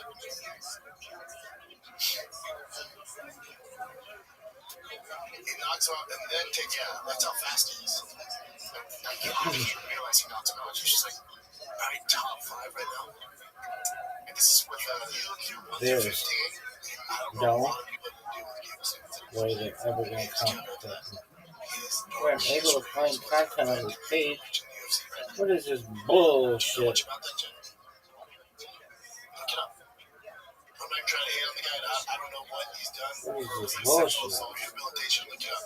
They had to change the rules in Minnesota because he found some sort Now, something a lot of people want to know. What if someone's getting angry about your driving? You can't let it get to you. Now, for example, in 1996, some guy gave me the middle finger before I cut him off. I recognized him from TV. That's when I decided to become a defensive driving instructor, developing the skills I needed to eventually be invited on his show as an expert. Once you're there, it's just a simple matter of switching out his weapon. 6 months are supervised with he would not face criminal charges due to inadequate evidence. Mike Freeman hinted that alcohol may have been involved. I'll see him. So is Kurt Law.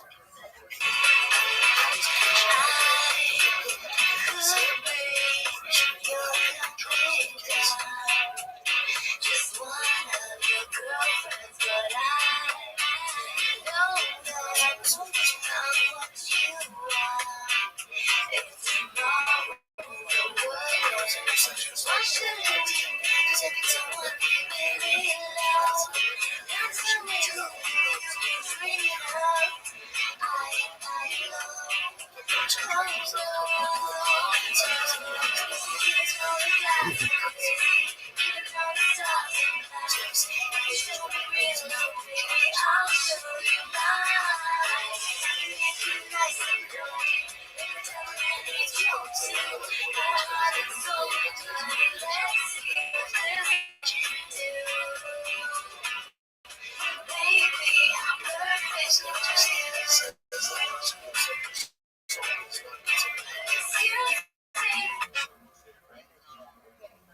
Oh, that was tight.